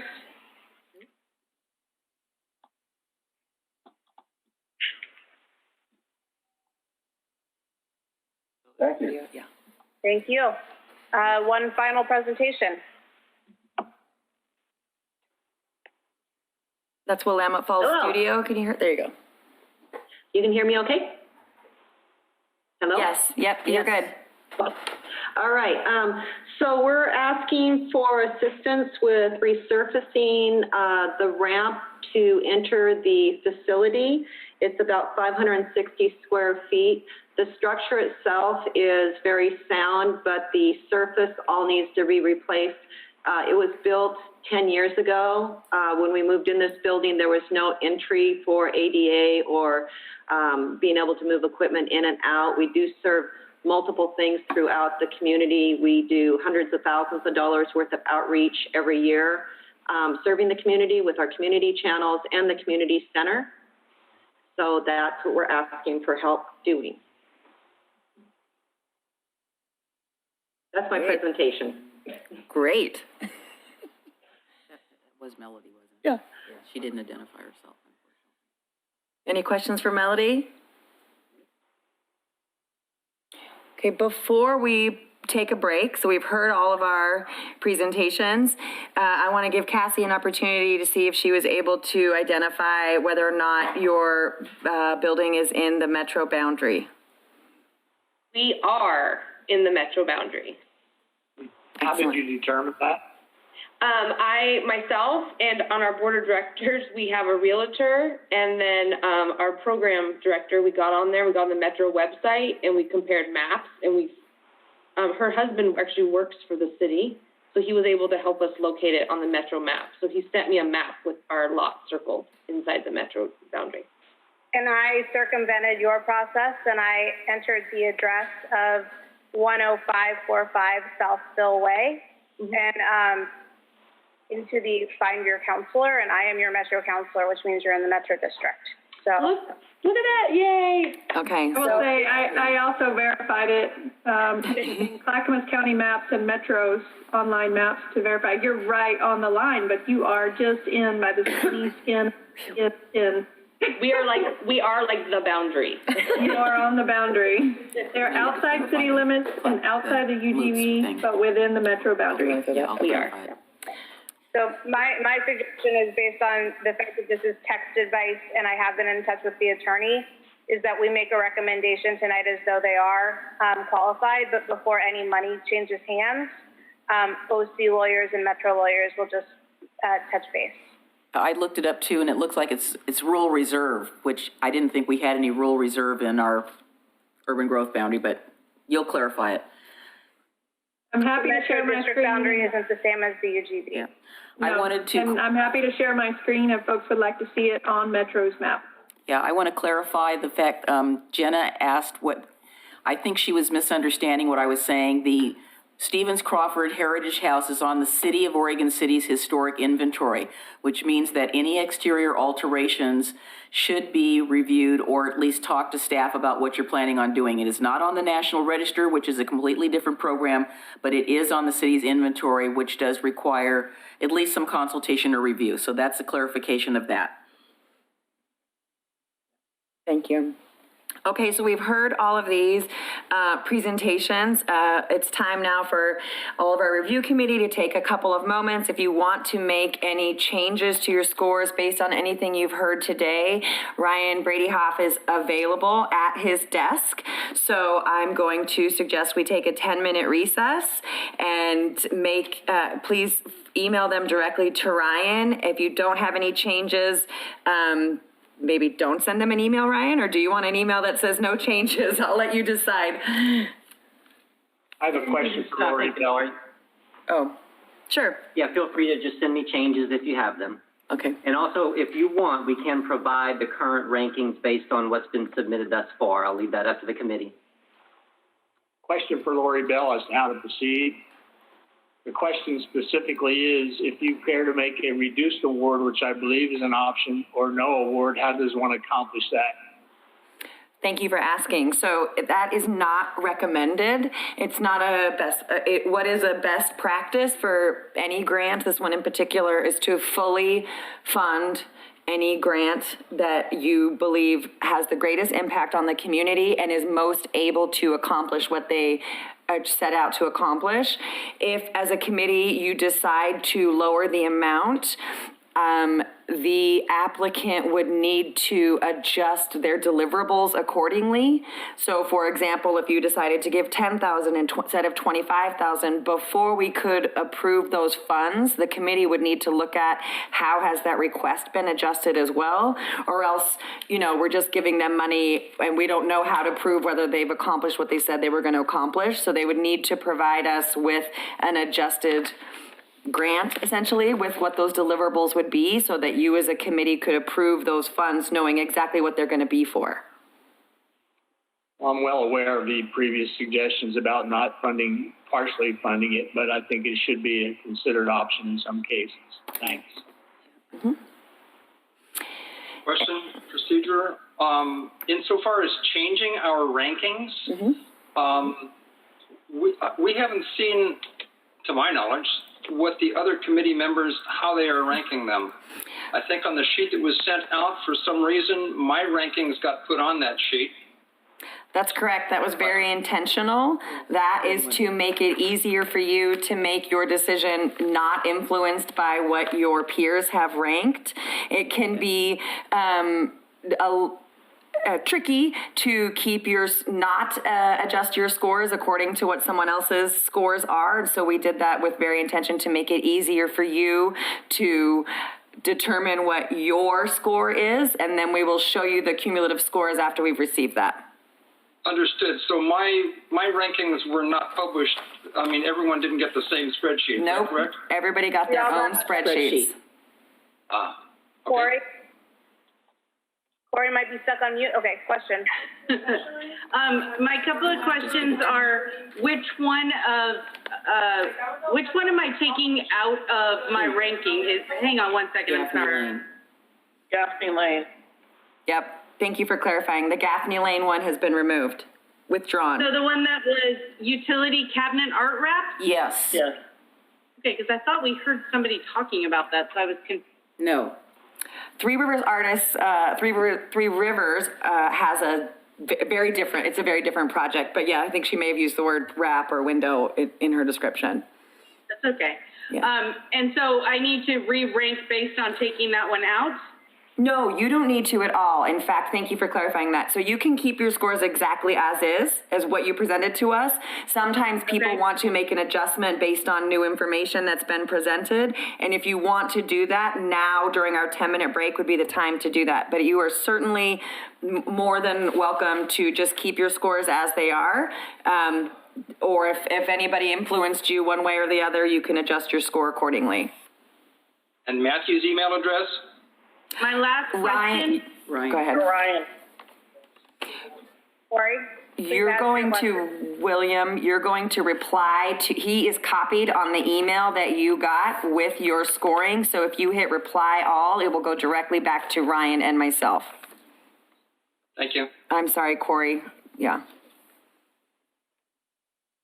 That's okay. My last question was just, if we gave ranks 1 through 14 or 1 through 15 or whatever, but because we have less money Oh, she just froze. Thinking we, don't want to give to? Do we just rank them the lowest, or are we supposed to like leave it blank or say no, not ranked or anything like that? Thank you for clarifying, yes. So we don't want to leave any zeros. What you want to do is number 1 is the most important one to you, the one that you most want to award, and number 15, well, in this case, it'll be 14, will be the least likely one for you, the one you least want to support. Then we'll pull up, what we will do is Ryan has a calculation that tallies all of your scores together based on what you have voted, and we will show you here as a group is who you have identified as the most wanted project, working its way down to the least, and we will show you on the spreadsheet the dollar amount total that your scores come to. And as we mentioned, we have 242,000, or I'm sorry, 200 something thousand, and we only have 200,000 to give. So you'll see very clearly which 1, 2, or possibly 3 fall fall below our threshold of 200,000, and that's where you'll make a determination to, yes, these indeed, we're either not going to fund these, or you will make a request to tap into reserves. Those are your options at this point. Does that answer your question? Okay. Go for it, Ray. Looks like It strikes me that such an inflexible system, I think the commissioners should be able to, or this committee should be able to suggest a reduced amount, or if they disagree with the project in its entirety, give it a 0 value or a blank value, which would figure into the total sum. Yeah, we haven't had anybody that felt so strongly they needed to give a 0. That's certainly something we could discuss at our next meeting if you want to make that an option going forward. I think for tonight's process, it is appropriate to tally everyone 1 through 15 so it doesn't skew our scoring with a 0. And you certainly have, as you mentioned before, the opportunity to partially fund one. I will defer to you as a committee to make that decision. I disagree with the approach, but I'll follow the rules if others want to do that. I do. That's something that we can discuss once we see the rankings and what is funded and what's not, and we can have that conversation at the next step. Thank you. So with that, I'm going to pause this meeting and take your, I'm sorry, just maybe I'll let Christine do that. No, please put us on recess. So my clock says 8:40 on the dot. All right. Let's get back here at 8:50. Yes, exactly. Thank you. So we continue recording here. And Ryan is emailing us the it's too late, I can't speak. The adjusted scores, which we'll pull up here on the screen for you. And then you can make a decision based on that. You can make a motion to approve as is based on the totals that reach $200,000. You can discuss options to do a number of things after that, but I'll let you start with that once we get it pulled up momentarily. The internet has not had dinner yet, I think, so it's... The internet is acting crazy right now. It really is. Because of the time. It just starts I will freaking take out. this opportunity, though I didn't get a chance to say this, but all of this evening tonight, I have to thank Lisa Oreskovich, Katie Riggs, Matthew, and Ryan have done so much work to get all this information ready for you guys to review. So I really appreciate my coworkers. And I have to acknowledge all of the amazing applicants who do so many great things for our community. This is a really wonderful opportunity that we have in partnership with Metro to support our nonprofits. As a city municipality, we don't have a lot of opportunities to help support those kinds of organizations, and I really appreciate that you all took so much time to read all of these thoroughly and score them with thought. So thank you for that.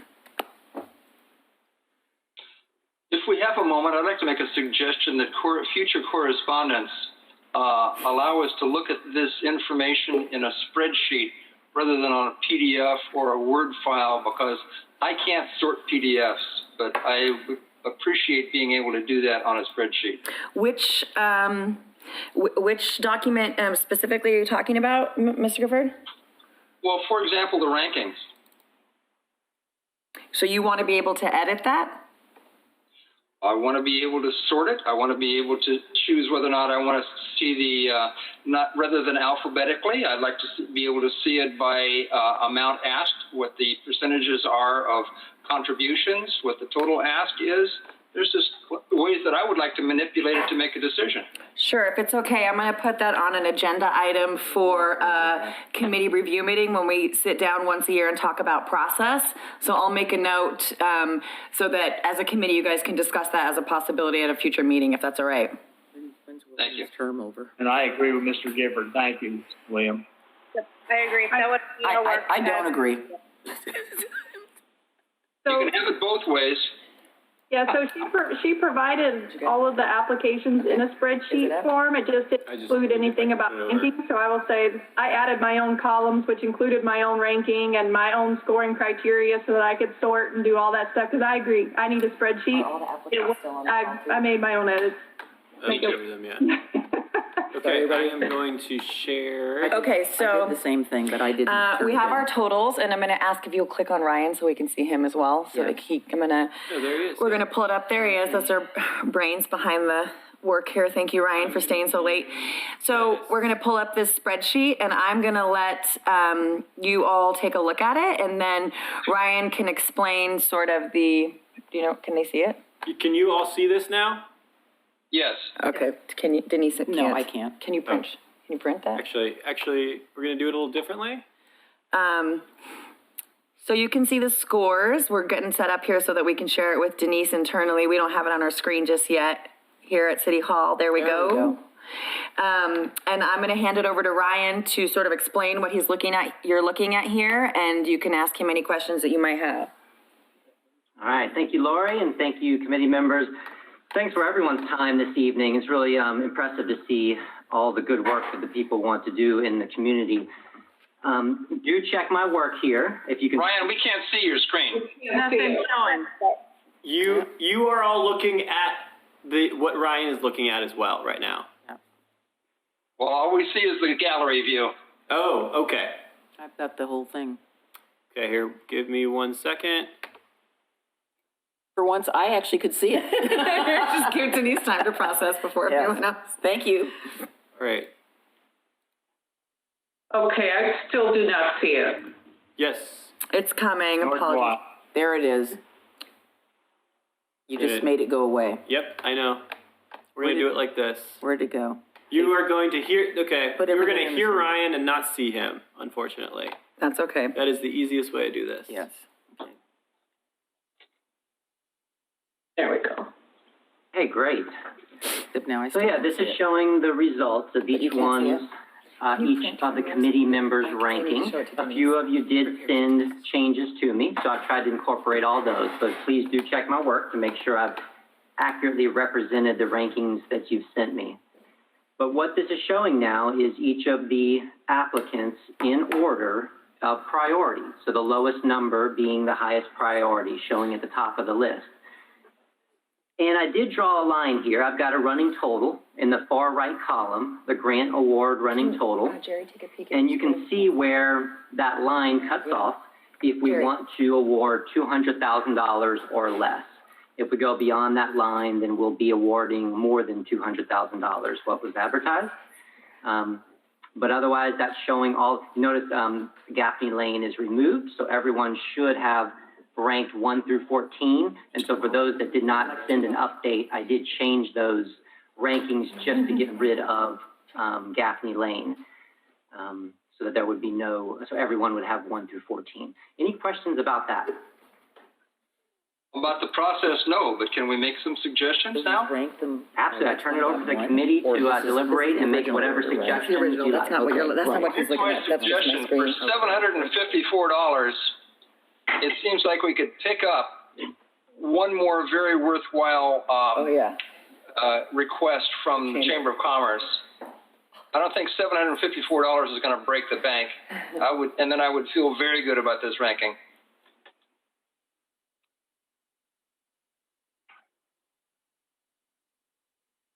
Do we need a motion to do that, or is there discussion on that?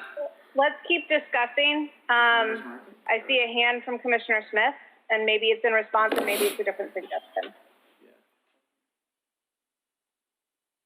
Commissioner Smith? Rocky, you're muted. Sorry about that.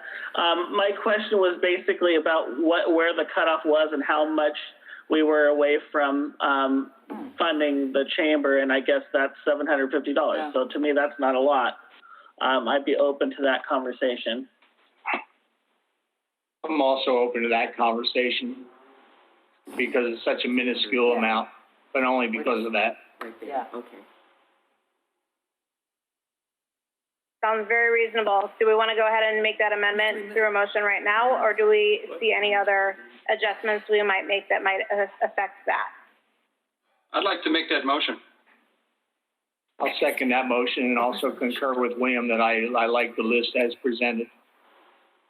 Okay, so we have a motion on the floor for moving the line down 1 to include OC Chamber and go over our spending limit to the tune of about $750.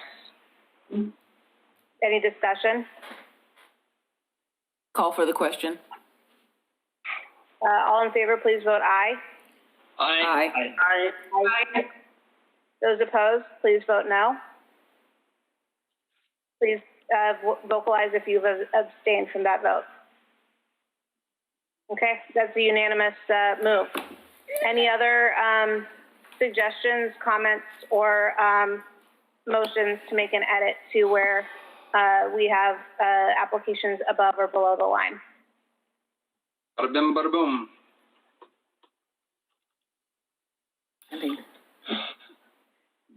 I would move to accept as presented. The motion to accept these suggestions as presented now with the new line. Second. Any discussion? Don't hear any discussion. I do want to acknowledge that below the line now are, I believe, 2 applications, one of which was somebody's top priority. So that's, how voting with this numerical system works. So we should keep that in mind in future when we think about how this ranked choice works. But that's for a future procedural meeting and not for us to discuss tonight. With that, I guess I will ask for a roll call vote on this, please. Christine Lewis. Aye. Denise McGriff. Aye. Rachel Lyle Smith. Aye. Frank O'Donnell. Aye. Rocky Smith. Aye. William Gifford. Aye. Corey Ellis. Aye. Lisa Novak. Aye. Yay! Unanimous. Thank you all. So I think our agenda shows that we have an exit report presentation from staff. We do, so I'll walk through the supporting materials. I just want to make one note on there that you'll see under item 8A, the second to last, it says IGA 2020-2021. I just want to address that we did extend our existing contract for this intergovernmental agreement between Metro and the City of Oregon City for 1 calendar year with the existing terms remaining in place. So I've attached that just to let you know it was due to expire this summer, but we've extended that through 1 more year as is. And then if you could go down to exit reports, there are a couple in here for this year. I will note that these exit reports are not due until the end of the month.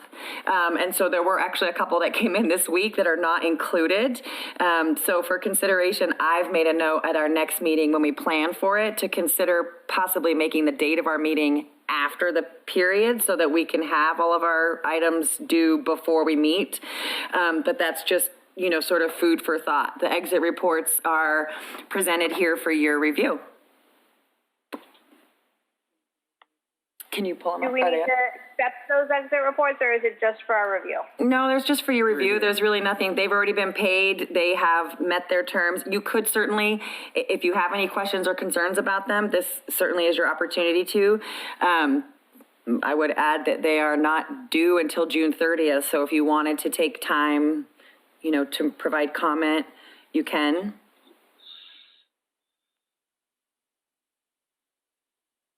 Great, thank you. Members of the committee, any thoughts or comments on these exit reports? Otherwise, I would entertain a motion on the next agenda item, which is to adjourn. I just want, Ryan, would you please print a copy of the report for me, since I couldn't see it on the screen and everybody else is, it's probably at my house, but I'm not able to look at it right now.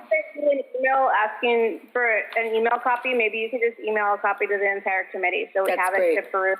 I can't print 11 by 14. Absolutely, will do. Do you need that email tonight, Christine, or would tomorrow be acceptable? I'm not even going to look at it tomorrow. Next week is fine. Okay, great. Ryan, I want to look at mine tonight, so if you will print me a copy before I leave.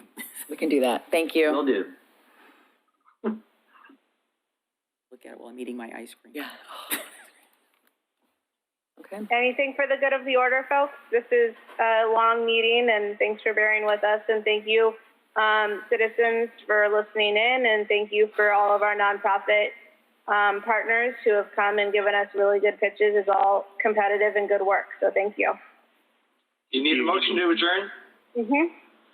I so move. And I'll second that. All in favor, please say aye. Aye. Oh. Somebody say nay, because I'm going to come find you. Probably Denise. Probably Denise. She wants to go over this again. I want to do what? I think we have to vote to adjourn. I want to stay up all night and work on stuff. I'm going to do that at home. I'm going to stay up all night at home. I'm not going to do it here. This is not comfortable. All right, well, thank you so much. And Christine, enjoy, next time we see you, you'll have a new baby, so congratulations. Thank you. Can't wait. Take care of yourself. Get some rest. Good night, all. Bye. Bye. Bye-bye.